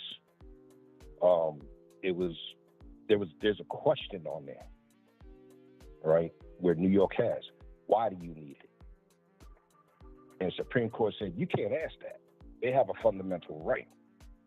Yeah. So what New York State did, New York City specifically did, was throw a workaround on what the Supreme Court ruled. Okay, so instead of why do you need it, now there's other questions that circumvent the original question, hence why New York is going back to the Supreme Court on this. Okay. So you just taught me something, because I remember reading about that where they were saying that you can't, the circuit said you can't ask that question. You can't ask it, and you can't put limitations on what a person can and cannot do once they acquire a permit, right? Yeah. So upstate New York is totally different than the city. Okay, the city requires you that you be part of a pistol club. You can't travel with it. It has to be locked up in a case. Well, guess what? NYPD was locking motherfuckers up for leaving their crib and going to their car with their shit in a case. Wow. Okay, because it's what New York City wanted. It's not what NYPD wants. It's what the city council and the mayors want. So I'll give you for instance, when Mayor Bloomberg was the mayor, when he was mayor of New York City, right? Everybody always hangs out at the bodegas, the corner stores. Okay.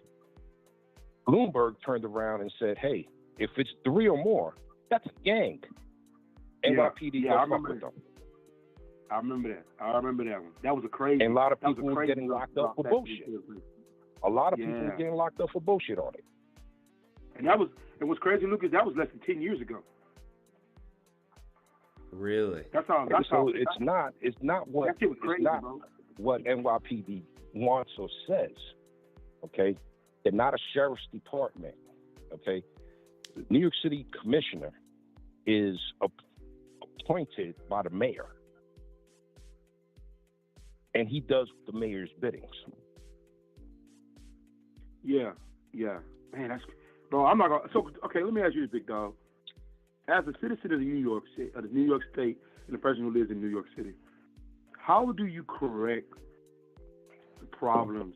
Because what this sounds like to me, that's a lot of progressive lawmaking. So how do you correct this? I moved out of New York City 5 years ago. Fuck them. I already saw what was happening. Okay, but being born and raised there and seeing all the fucking bullshit that was going on, it wasn't. I would say it wasn't until the '80s where cops didn't have discretion anymore. Because before the '80s, cops had a lot of discretion on, we're gonna lock you up, or we're just gonna take you for the ride, beat your ass down, and drop you off at your house. That's what they used to do. Man, that's crazy, bro. We caught you robbing an old lady. Oh, guess what? We're going to fuck you up. And then we're going to take you to your parents' house and let your parents know, hey, the reason why he got fucked up because he robbed the old lady. Then they're going to watch your parents beat your ass in front of the cops, and the cops are going to stand there and be like, okay, we're done for the day. Yeah. So I'm going to be honest isn't there anymore. That's what kept a lot of black men out of jail, bro. Yeah, it did. It kept a lot of us out of fucking jail. Yeah, it kept a lot. Kept the cops back then walked the beat, so we knew the cops, and the cops knew us. Yeah, because a lot of people that I know, especially in the 70s and 80s, if you caught a crime and you were 17, they gave you an ultimatum: you can spend 10 years in prison, or you can go serve 5 years in prison. So for my time growing up, they used to be for juvies was the 3-strike rule. Okay, if you got arrested the first time, you didn't go to family court. They had an index card on you at the precinct, and they put an X on it. Okay? And after so many months, that X would get removed. If you caught your third X within 1 year, you'll go to juvie. I know that for a fact because I went. Yeah, man. It was different back then. Yeah. I'm finna get back on this Marvel Rivals. I'll catch y'all later. Hope I see you on there soon, Lucas. All right. Later. Lordy, bruh. Interesting. That is crazy. That is fucking crazy. 15 years, Ghost Gun.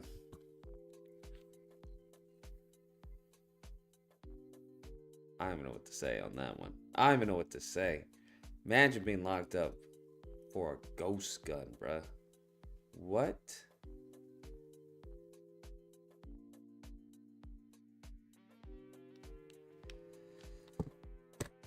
All